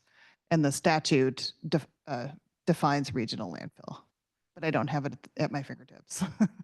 Right. But we have nothing in our code. That's correct. That has regional landfill. There's no discrimination between landfill and regional landfill in Chapter 77. But there will be when we get to the second phase of our development code update. So it is on the list. I very much appreciated the circle chart with all of the public comments. I attempted to read all of there were nearly 3,000 pages just of public comments. And so that was impressive. And I think the circle chart does a very nice job of summary. But as I reflect on those 3,000 pages, there are a couple of overwhelming themes that seem to speak directly to some of the concerns that were expressed in the staff report. Yet none of the public comments entered into the analysis portion of the staff's report. And I recognize, for example, with odor, our public doesn't have the instrumentation other than their noses to be able to quantify something. But I guess first answer, if you would, why that public comment wasn't considered as a part of the analysis. It will be. We wanted to make sure that we continued to collect through the record. And so the subsequent staff report will have a more thorough analysis. Okay, I would hate to lose all of, or just leave it as the public comment is there for us to digest. I would very much appreciate that the staff report incorporates some of that very valuable information that was submitted. And if I could add, there's some concentration points that we're working on as well that we'd like to. So for folks that live near the landfill Bill, for example, we're specifically interested in their comments around odor, and we'll do a spatial analysis and comparison on their comments and weight those comments differently than odor concerns from folks that do not live in the vicinity of that. So you'll see a variety of ways that we approach those different things in a demographic and spatial way. Thank you. I look forward to that. What is the property tax structure of the tax lots in question? I don't know anything about the property tax structure of a landfill zone, whether it's similar to a resource zone. How is it assessed? Is it county assessed? Is it part of the state assessment process? How are property taxes calculated and realized on this property? It's county assessed. I know nothing more. Okay. It also seems unusual. You know, we have a zone that's exactly one set of tax lots and never will be any more, I don't think. And it's an unusual situation where I imagine this property is very valuable during the depositing stage and not very valuable once it's complete. And so but that doesn't mean that the county burden associated with that property changes in the same way that the property value changes. And so as we evaluate things like undue burden, how do we assess the mechanism by which tax revenues are collected for things like fire service protection throughout the process? Because I imagine that the fire service is supported through the property tax collections of this particular property, as they are for all of us.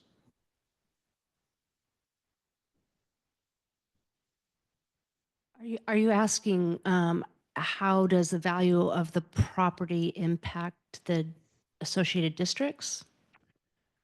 Well, I'll use fire service as an example. I think we do have a letter from the Adair Fire Service. I believe they are supported exclusively through property tax revenue, and I would appreciate asking them if that is accurate. The landfill poses a unique risk for them to manage. I imagine there's specialized training associated with landfill operations and so forth. And I'm just trying to balance what are the collections versus the public burden of offering fire service. That's a very interesting, it's a really interesting question. Actually, I really appreciate it. We haven't delved into that, and we can ask for more feedback on that issue. I would appreciate it. And it's probably not the only example of public infrastructure that is impacted by this unique property. Yeah. And so I would encourage us to look at more than just the fire service, but that seems to be one. Chair, if I may, this might be a good topic for the applicant as well. As I say, most of these questions are going to be asked in a bit of the applicant in addition. Moment on character of the area.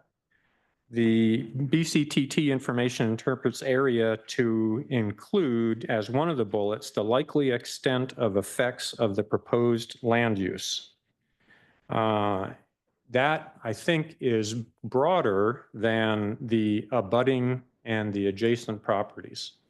And what we've seen in the public comments, if there are any indication, the area used in the application and staff report might be too restrictive based on what the BCTT includes in the definition of area.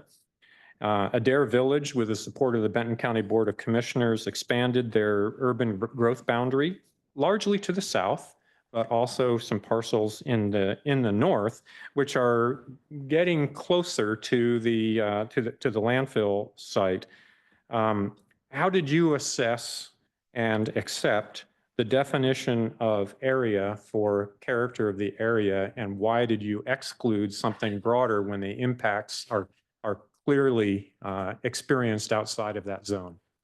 So we did have two areas that we looked at and the application looked at as well.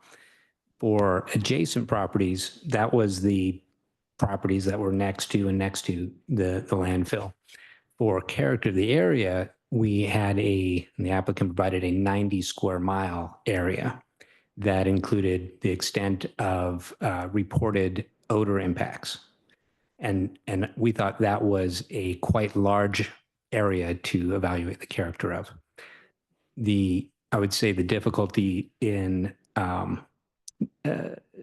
this evaluation in terms of character of the area is that there is an existing landfill and we're evaluating the impact on the character of the area for the expansion of that landfill. And so it's a complex sort of question. This whole application is complex, and we appreciate that. So thank you. And I want to build on that a little bit in terms of current operations are considered kind of the base case, and then we build on that. And obviously, this is really a scenario. And we've looked at the landfill operations as a base case, but the character of an area is dynamic. Just as the landfill operations have doubled in size since 2017, if I read the report correctly, I'm wondering what's happened to the surrounding use areas over that same time. So if we accept the character of the area that it includes a landfill, but over that same 8-year period, what's happened? And I guess I would focus on residential applications because that's going to be most sensitive to expansion of a landfill. What's happened to the residential area in that same character of area analysis area? That's a good question. I think one of the important things to keep in mind is the objective of the analysis and our constraints on looking at what the proposal is versus what has changed with the existing landfill and what has changed around it. And we're looking at, will this expansion seriously interfere with the character of the area when the character of the area, as you're saying, has changed over time, and so has the landfill over time, and we're looking at just the expansion. And so it's hard to get to an answer of what makes a difference in the character of the area to an extent beyond people who are concerned about and have reported impacts from the existing odor. That I hear what you're saying, and I'd say it's difficult to establish that distinction. Well, and I would add on to the complexity, but I think it's important in that when we look at approving an expansion, okay, we know what that expansion looks like, but what is happening to the area as well? We know that area, so can you project as a scenario 10 years into the future? What does the surrounding area look like 10 years in the future? Because I think we should consider impacts not just today and one variable changing, which is a landfill expansion. There are other variables that are changing as well. The surrounding area is changing. And so as we evaluate impact on the area, both ends of the equations kind of need to be spun forward in a scenario. I appreciate the thought and that idea. It's just beyond the scope of pretty much any land use application I've ever seen. So I think it's a great idea, but it's just not something that applicants or staff really evaluate. Okay. And if I can jump in, I think that the reason Jesse's saying that it has to do with the goalpost rule, which gives the applicant protection from changes in the law as of the date their application is deemed complete. It doesn't give them protection from changes in fact, but the way that land use applications are processed is to sort of take a snapshot of the lay of the land at that time, unless a specific criteria tells the county look forward and project what's going to be happening with traffic in 5 to 10 years. There are some criteria that require an assessment of, can public facilities support this use? And that does require a forward-looking projection, but the character of the area language is not quite like those, public facilities projection criteria that you sometimes see. So that's maybe a reason why you don't see that. That and we've done a lot of planning, and not just review of applications, but helping cities plan 20, 50 years in advance. I've been doing this for nearly 30 years, and the only thing that we know for sure is that our planning is not going to be right. Yeah, we're gonna miss some things, and so asking an applicant to provide a burden of proof that speculates on future land use in the next in 90 square miles, that's a pretty tough hill to climb.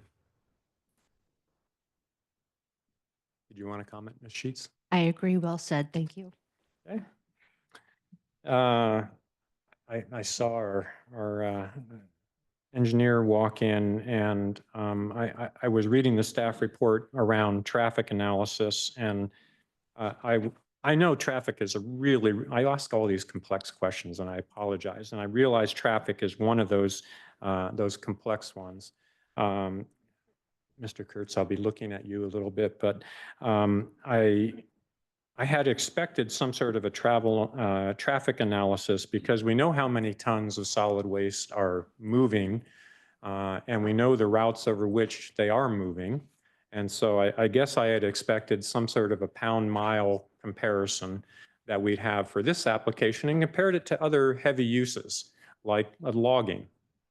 And just to ground it for us, whether this use is exceptional in terms of utilization of our transportation network, or whether it's similar to a logging operation. Do you want to talk to the ITE manual and such analysis?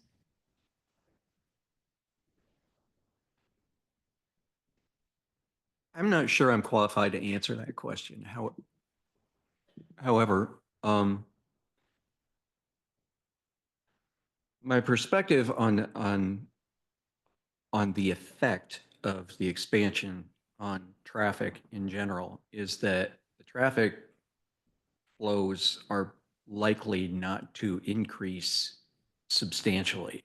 That the purpose of the expansion is really to maintain a use, and as a result, I mean, again, I can't speak to the motives or the goals of the organization, the corporation itself, but I would guess that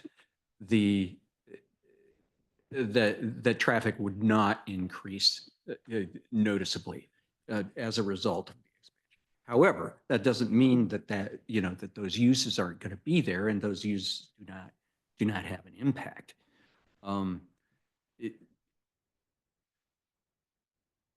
It isn't. I don't think you can accurately compare like a logging operation with what I would consider to be a daily ongoing use, intensive use. I mean, it's almost like having a logging operation going 24/7.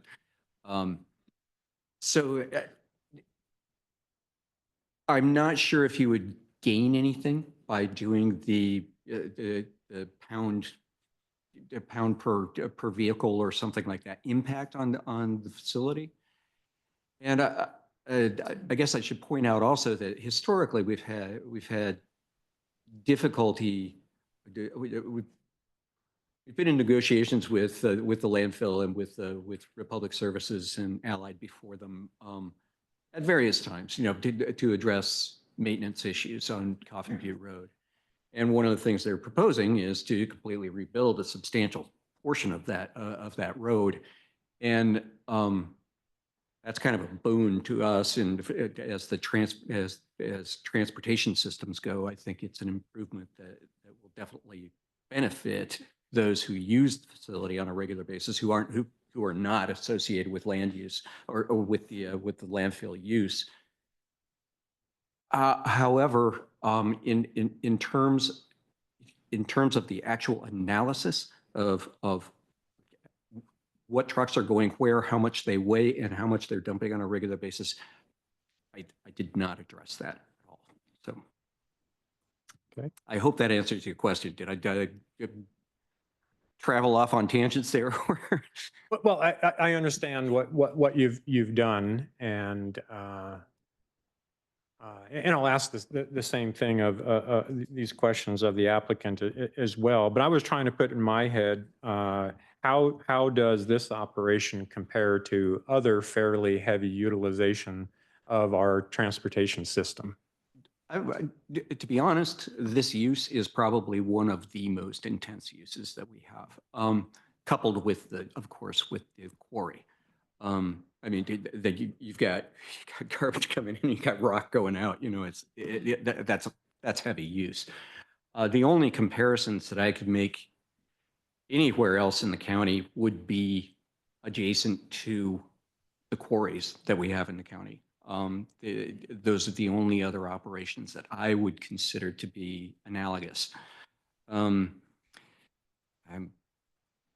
looking around and I do not see another industrial use in the county that really has these kinds of impacts across the board, from impacts on our infrastructure to impacts the environment to impacts water quality, et cetera, et cetera. This is kind of the boogeyman.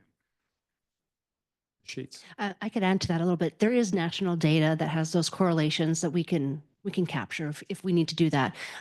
We, of course, do have a number of aggregate companies in the county. And so some of the conditions associated with those do include some additional maintenance on the roads, responsibilities. Knife River, for example, that's associated with this application. They are responsible for additional maintenance in their conditions of approval for their application. So that is absolutely in your wheelhouse to take a look at the impacts of transportation and of the maintenance of the road system. And then also not just the weight, but the ITE manual in terms of impact. And that's a trip generation manual is a nationally recognized source of estimating the site-specific trip generation for certain uses. So there's a ton of national data that will talk about the relative impacts of landfills and the haulers. And so that was used as in the transportation analysis. That is a standard engineering tool that was used as an input. Great. Thank you. I didn't see any input from Adair Village. Can you confirm that we did not get any input from Adair Village? Correct. I tried to look at the detailed topographic map, and I was trying to identify where I'll call it the continental divide. Where does surface water flow towards the east, and where does surface water flow towards Soap Creek? I didn't see any analysis in the staff report, and again, I'll ask the applicant the same thing, but I was wondering whether there are any test facilities, monitoring stations of surface water either to the east or to the west. And my question to Adair Village was going to be that Bowers Creek exhausts into the Willamette very, very close to where their municipal water system intake is. Do they have monitoring of Bowers Creek to give an early warning before they intake Willamette River water for municipal use? Is there any chance we could extend another invitation to Adair Village? Could do that, or monitoring systems. We could certainly look into those technical questions. Very well. I can speak to a couple other points there. On the east side of the highway, there was a mitigation area, constructed wetlands that was built around the time that the landfill built its original leachate treatment system. And I believe there are a couple of subsurface monitoring wells in on that property. I don't know for certain, and I will defer to the applicant to And I'll ask the clarify same that. questions of the applicants. However, there isn't any surface water testing that I believe is done on a regular basis by anyone other than the applicant in compliance with their DEQ requirements for leachate analysis and that sort of thing. However, the city of Adair would routinely test their intake waters on the Willamette, so they would be aware if there were a sudden spike in detectable pollutants. There's a whole host of Franken-chemicals that are in our environment now that are functionally undetectable without extraordinary effort in a lab, and have not reached that sort of affordability phase. So there's a lot of stuff in our water that we don't really know what it is. And so every municipality that has a treatment plant will do testing on its intake and its output to give itself an idea of how its systems are functioning. So there would be that stopgap. And there, as I mentioned, there may be other testing of surface water that is conducted by the applicants themselves. My final question, I'm sure you're all very pleased it's my final question. I didn't see any discussion of the subduction zone risk.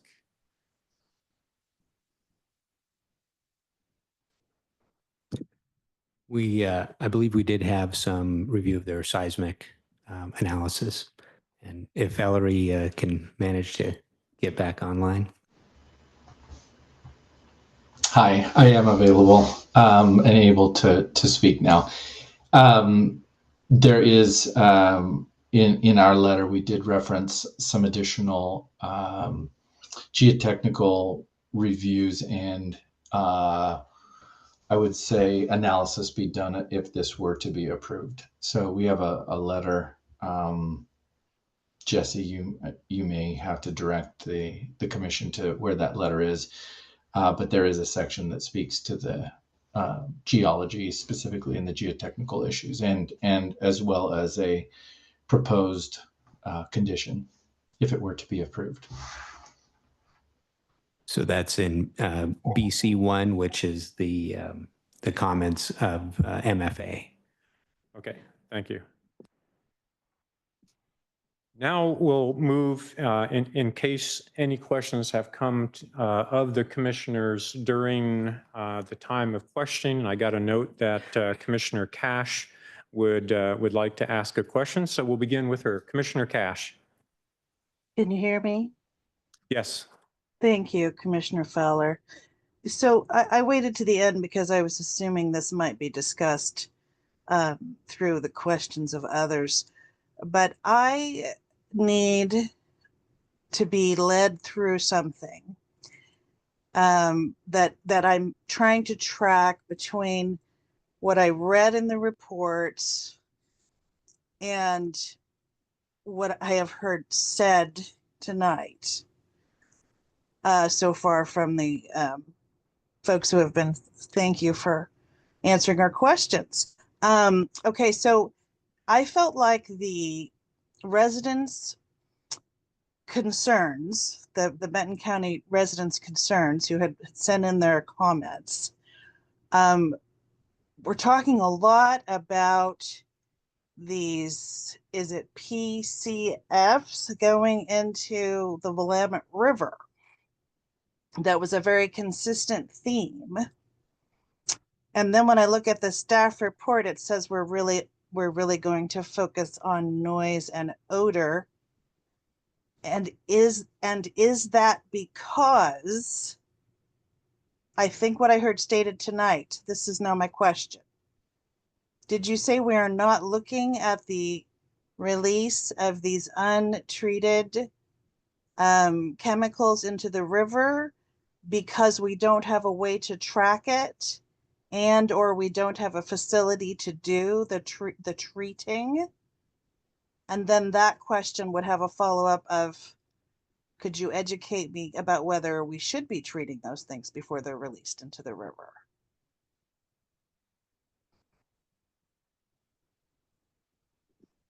So I heard a number of elements of that question.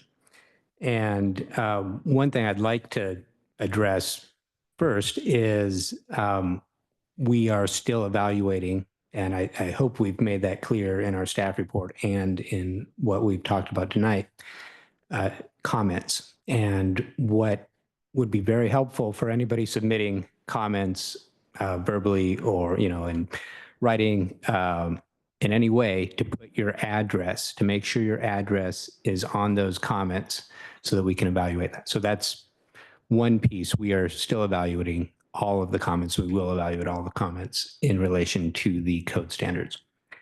Regarding the microplastics and our ability to regulate groundwater, I think we are limited to looking at best practice. We've asked our engineering consultants, what should we look at? How can we evaluate this?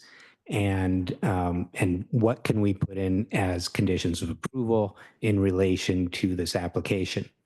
And, as a county and as something that is regulated by other agencies.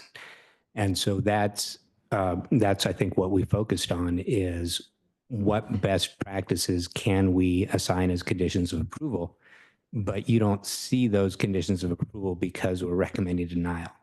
And so that makes it look like, maybe we haven't addressed some of these concerns when we do have a lot of potential conditions of approval that we can apply to this application.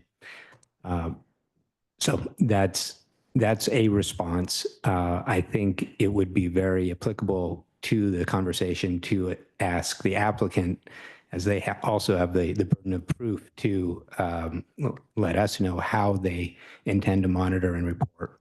And we can assign conditions of approval that will allow us to also do that.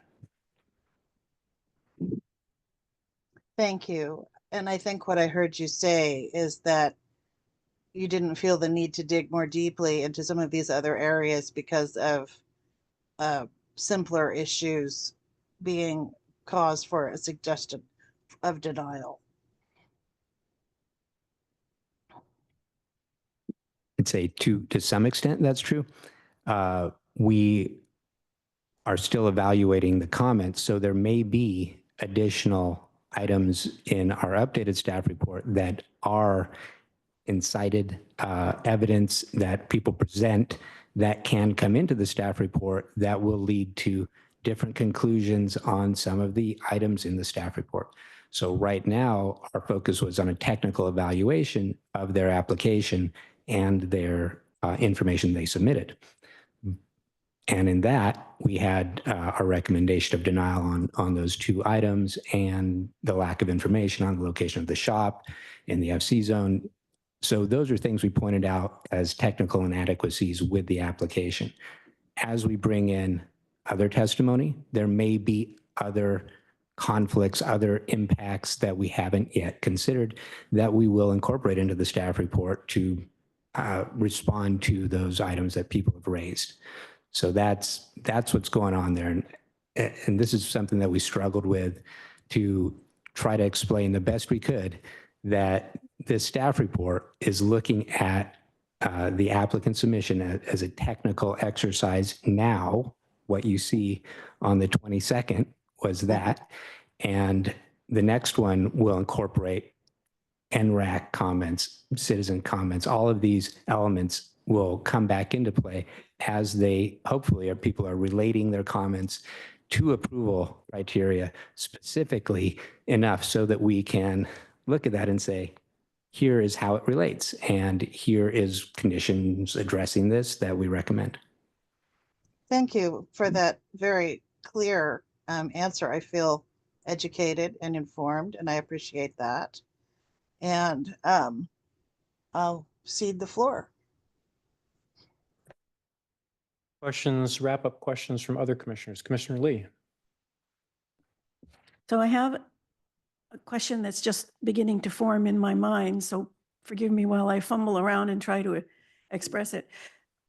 Is there a chance that during this process, the staff report will get information from any source that would change its recommendation from denial to approval? Yes. Okay. I have several other questions. Again, in no particular order. Benton County hired a compliance officer recently.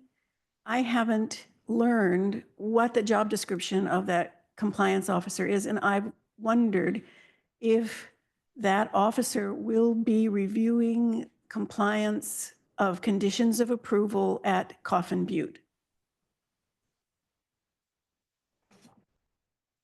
Not likely, because it's such a specialized area and the operating permits are through DEQ. Thank you.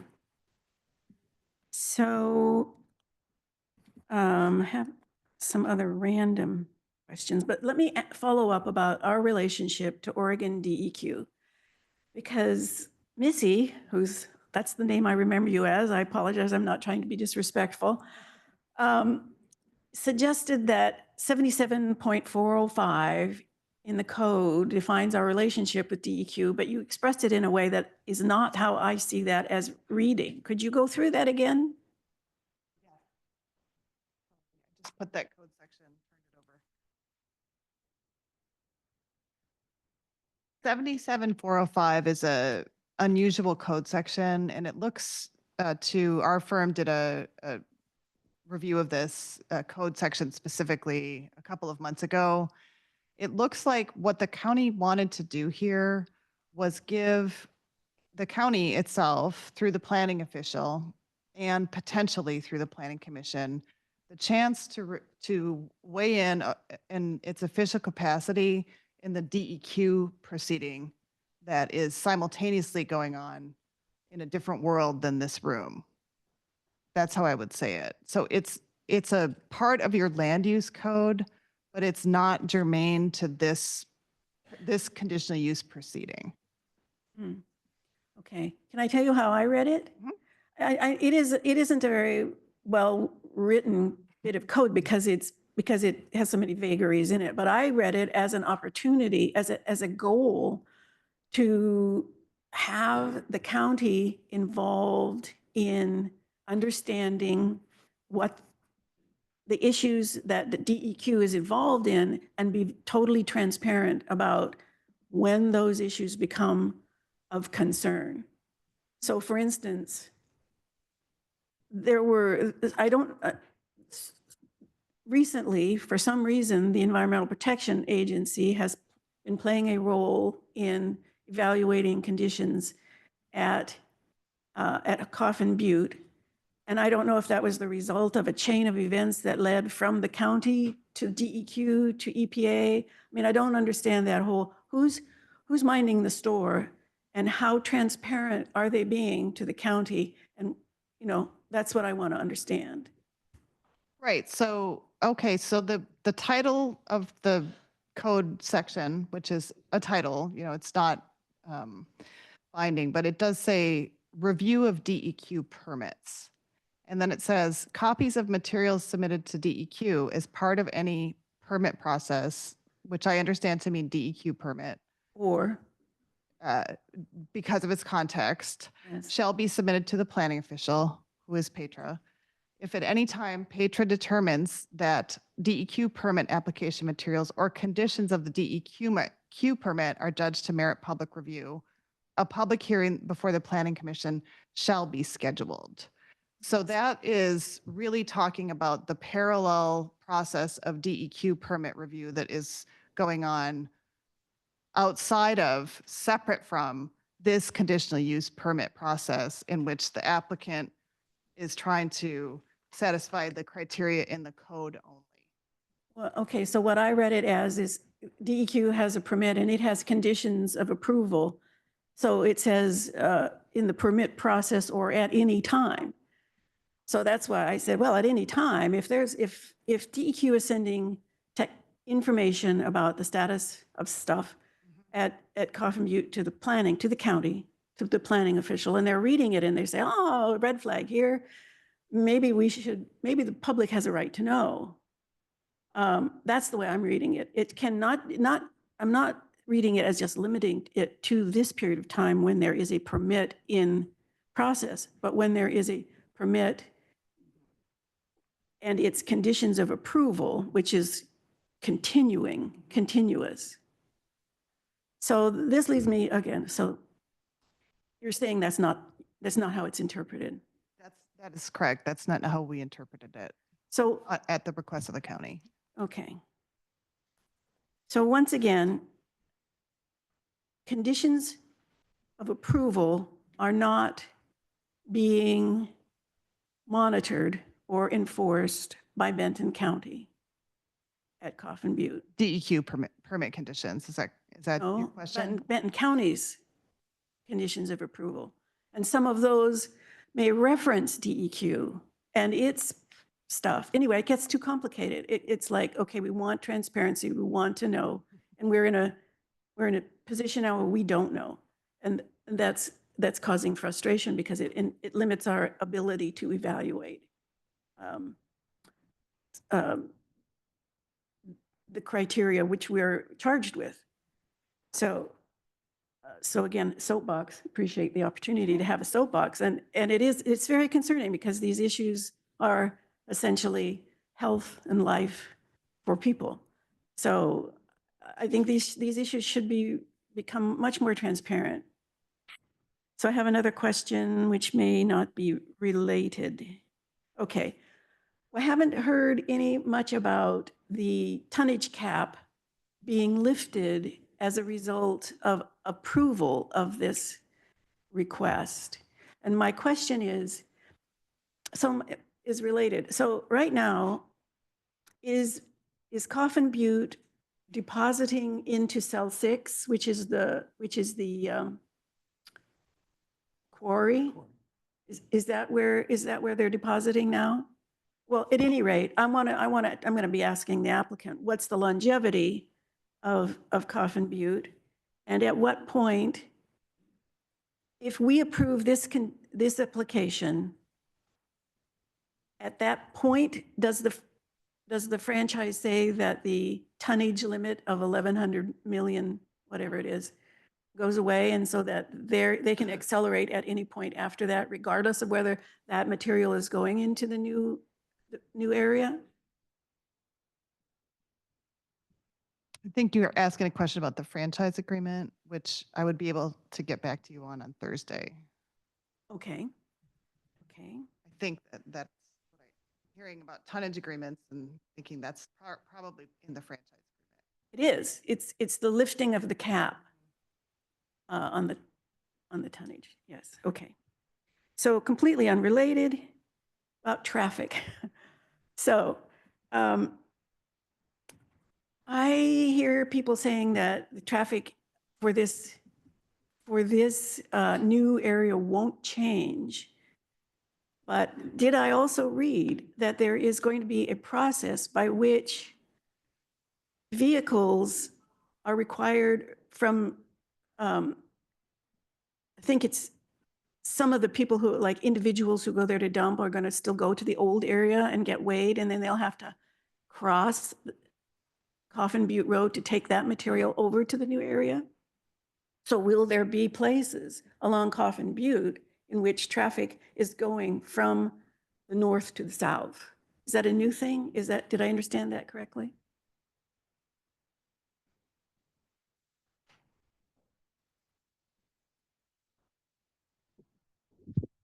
Historically, there has been a lot of traffic across Coffin Butte from the north side of the road to the south side of the road. It fluctuates according to with time. There have been several instances where that traffic was very intensive, and actually there were conversations with landfill at the time about the impacts to Coffin Butte Road. And those crossings were coming, like directly across the road, like, and through temporary accesses to the north side of the road.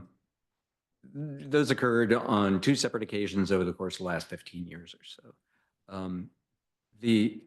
In this instance, and I will defer to the applicant regarding the domestic dump off and then the requirement to weigh elsewhere than the scales that are being proposed on the south side. But if they were to go into the existing access to the north cell and weigh there and then come out and go across the road, they would be turning right onto Coffin Butte Road from the northerly cell, proceeding to the west and going into a turn pocket to turn left to get to the south side of the road for the deposit of the materials that had just been weighed. So in terms of the, I guess, across the street traffic and such, the proposed transportation improvements would take care of that, of those motions or those traffic movements. And then at egress, those same vehicles would come out and turn right to get back out to Highway 99, where there are also acceleration lanes and turn lanes and such like that. So I don't think we're going to run into the same kind of cross-street problems that we had at points in the past. I think that the configuration of the transportation improvements will mitigate that problem. Thank you. Commissioner Fulford. I've got a question regarding, it's kind of a math question. 2003, it was 2070, right? 67 years. 2013, 2050, that's 37 years. 2023, it's 2035, which is like 12 years. And now we're expecting 12 years for this next run, right? And we're going to get another 6. Are we doing the math right? Because I'm thinking here in 10 years, when I say 10 years, 8 years, in 2033, we're going to be at like 2 and not another 10 or 16. What kind of I guess math are we doing? Because we seem to miss it by quite a bit every 10 years. So are we taking that into account? Sorry, that was a lot of numbers that you put out there. Math guy. I think, that's a question that is not directly related to our code standards that we're looking at right now. And I think it's a good question for the applicant. Okay, sounds good. I'll wait. Vice Chair Heyman. Thank you. Really quick question about transportation again. I guess granted your assessment that the approval would not impact the level of transportation at the site, will nonetheless extend the period of time over which we experience that transportation. The permit is designed to extend the life of the landfill. And so that's not to be considered in this? I would say existing condition is the landfill as it currently exists. Thank you. Are there any other questions from the commissioners? Commissioner Bisco.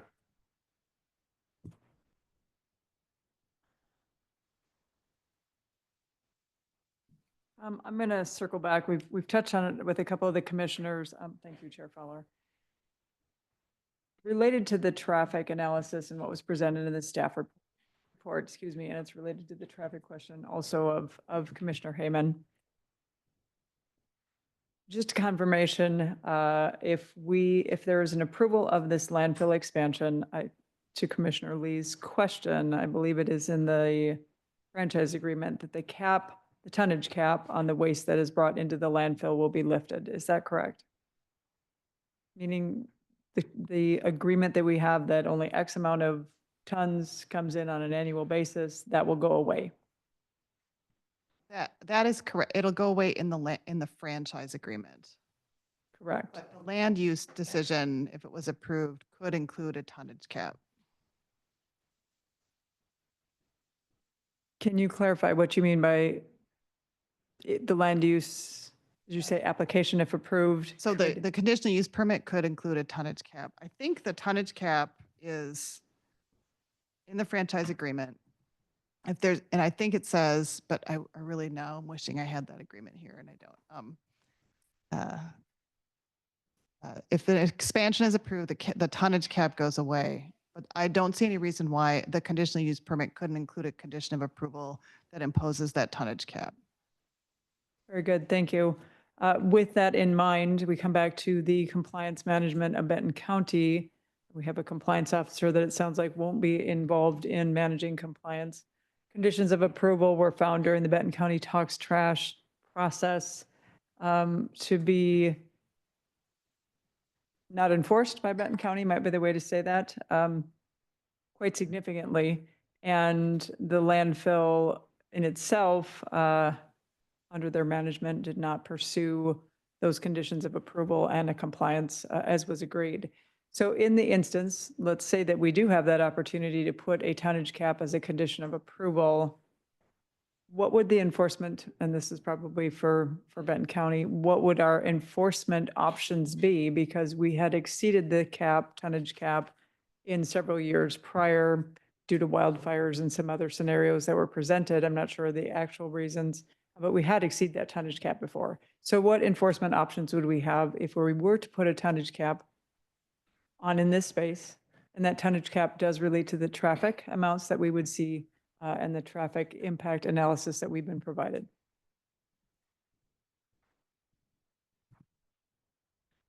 We do have options, but we haven't gone through those scenarios. In regards to the authority, yes, we do have the authority on several levels, the methane, the fire, et cetera. There's an authority, but we have not contemplated at this point how we would be enforcing that. Okay, and it's Ms. Harris, is that correct? Ryan, Ms. Ryan, sorry. Missy Ryan, okay. With that, would a set of conditions of approval have a greater authority than the franchise agreement, or would the franchise agreement have a legal? Where is the authority? Which one? To monitor overwrite it. the other, or yeah, Okay, I'm so sorry. if the conditional use permit condition included a tonnage cap, monitoring that would fall under community development. It wouldn't fall under the franchise agreement, which is a business issue. The county is how I would characterize it. So in the CDC's enforcement portfolio, they may, decide to budget for a position for inspection. Maybe some self-monitoring and self-reporting coupled with inspection. There's a number of ways to structure that. Okay, additional, probably just requests for information. So Chair Fowler had mentioned the character of the area, the conversations are around the landfill, but to the point of that surrounding character of the area, we're talking about a lot of residential that are within that 90 square miles, right? So is it possible that we have access to like a housing needs analysis, urban growth boundary agreements for Adair Village? Do we have a housing needs analysis for Benton County that might give us some additional information on what those projections could look like, or what those boundaries have changed within this 90 square mile space? Would be no housing analysis in the unincorporated areas. We are going through a comprehensive plan update, which will provide us that data, but not within the timing of this application process. That's going to be the next 18 months. There is information on buildable lands inventory for Adair Village. Okay, thank you. On the buildable lands inventory. And again, I didn't quite hear what you said about Adair Village's housing needs analysis or their projections. We don't have access to that? I might have misheard you. There is a buildable lands inventory for Adair Village. but not a housing needs analysis. I'm not sure on that. Thank you. To Mr. Kurtz, thank you for your information on traffic and also impacts to that infrastructure. When we talk about the quarry operations at the landfill location, during Benton County Talks Trash, the narrative, and this may have changed, so for the applicant, if you'd like to respond to this when we get to that part too, that quarry space was being presented as a future landfill, another cell, right? So we're removing, okay, I see head nods, that's helpful. With that in mind, how is that quarry traffic, Mr. Courts referred to, and Ms. Sheets also referred to the traffic impacts of quarry trucking. So when we talk about that traffic impact analysis, have we considered that component of current landfill operations and ongoing as they extract whatever they're going to extract from that quarry? I think that the quarry uses are going to be captured in the counts that were created by the applicant's transportation engineer. And so those uses are in place currently. And in truth, during this period of time, this period of time being the last year and a half or so, there's been a significant intensification of extraction of resources from the Coffin Butte quarry. And so traffic is about, at least for the quarry, is about as high as it ever is or has been. It's my understanding that the goal is to extract enough rough blasted rock that has not yet been crushed or graded, screened, in order to get the resource out of the way quickly, so that that cell that can then be used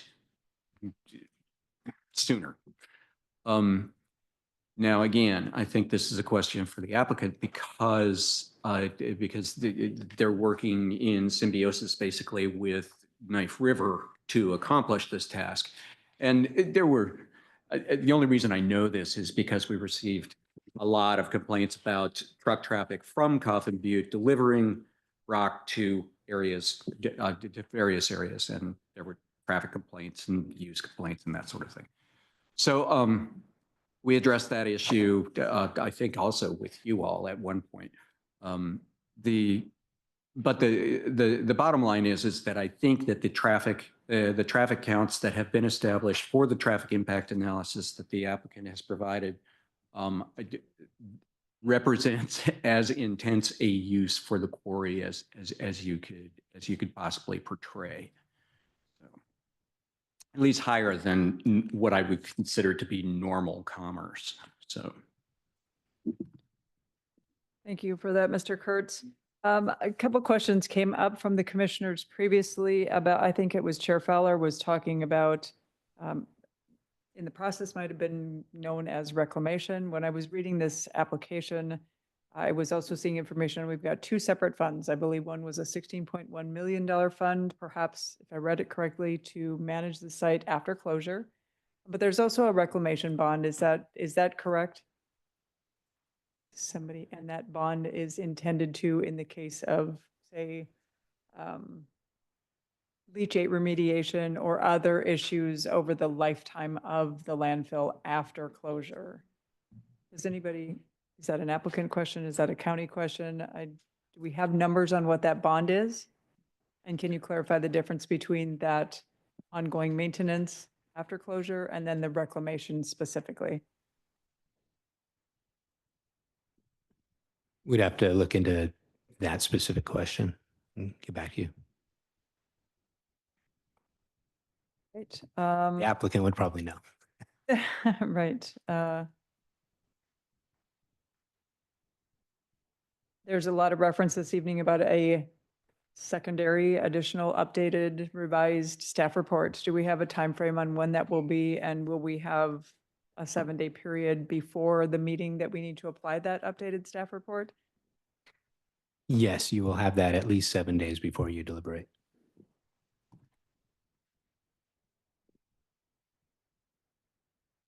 The June 17th deliberation meeting. Very good. It'll be before that. Okay. Yes, before that. At That's least 7 helpful. days. As far as PFAS have been discussed this evening, so I'm going to brutalize, what is it, perfluoroalkyl substances, a number of many thousands of chemical components. It's a big Environmental Protection Agency discussion right now. Previously, that had not really been on the radar of EPA, and during the Benton County Talks Trash, that came into the realm of discussion, although just ever so in an introductory kind of way. It had literally just happened, and it was kind of news at the close of the BCTT process. If it is in this report, I have not gotten to that component yet. I haven't read that we are looking at that PFAS impact. So beyond the leachates, it's woven into the leachate conversation, but it's also its own conversation. Do we know if the agreements that we have with Corvallis and Salem to treat our leachate, do we know if they are treating for those PFAS at this time? Are there plans for that PFAS to be mitigated due to the nature of the EPA recommending no or next to no amount? It's a very, very small amount for the safety, health, and well-being of not only human populations, but agricultural as well. It seems to be something that hasn't risen to the top largely here, but it certainly is within, our public comment. So do we have any, are we looking at that in this process at this time?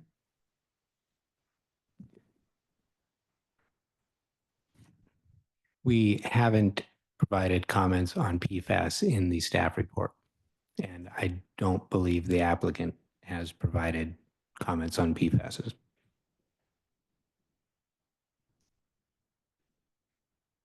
Is there plan to do so by the next staff report in any way? Yeah, Yes. considering the weight of the public comment, once we get through all of those, there will be a response on PFAS. Very good. Thank you, Ms. Sheets. That's very helpful. And make a clarification on the timing of a subsequent report. We don't know when that report actually will be made based on decisions that will be made by this body, the applicant, and ourselves. Okay, to so clarify. but we would expect before deliberations at least, maybe not a date. You absolutely will get it 1 week before. We just don't have a tentative date. Very good, understand. I am just going to take a look here.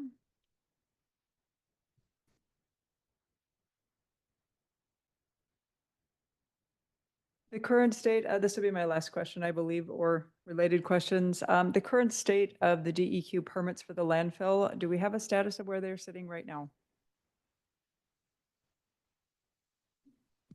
No. There is I am aware of the air pollution Title V public hearing that will be occurring sometime in May. So I'm aware of that. It's been posted publicly, but I don't have any more information on that. Thank you, Ms. Sheets. And to clarify, Title V was that one and the same, air pollution in Title V? Thank you.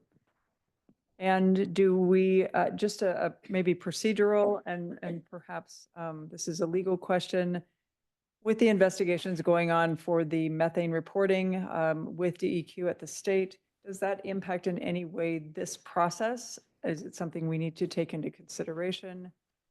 Does it have to do with good standing with the county? I'm not clear, but certainly it's part of the conversation and there's a lot of discussions around that. So does that methane reporting and the DEQ review process impact our process in any way, or is it standalone? It depends on what their answer is. We have asked DEQ for comments on this application, and they will not provide comments until we're done with this review. I think I may be able to, some jurisdictions have a code provision that says, for example, if there's an ongoing violation, then you can't get any future permits until you remedy the violation. Benton County does not have that. And so the relevance of any DEQ issues really, it's up to you to decide if they're relevant to the conditional use criteria here, which are really the only listed in BCC 53.215. Those are really the only criteria that actually apply here, which are the staff report went through, does not seriously interfere with adjacent uses or the character of the area, or place an undue burden on public improvements, facilities, utilities, or services. So if you find that evidence to be relevant to those criteria, then yes, it's relevant. Right. And may I ask a clarifying question? Okay. So to be clear, the seriously interfere, we may consider methane and its emissions that exceed EPA and or DEQ requirements. They seriously interfere? If the landfill expansion seriously interferes with uses on adjacent property or the character of the area. Thank you. That's the criteria. I'm finished. Thank you, Chair Fowler. I'm looking one more time to confirm there are no more questions. We have gone much longer than at least I anticipated on the staff report. And we're well into the evening, and I don't believe it would make sense, Mr. Condit, to begin the applicant report at this late hour. Okay. Given those conditions, I am going to recess this meeting, and we will convene at 6 p.m. on Thursday evening back right here in this room, and we'll move immediately into the applicant presentation. To the applicant, you've seen this is a group that is more than willing to ask a lot of questions, and will provide as much time as necessary to go through the entire application as you see fit. So this public hearing is recessed.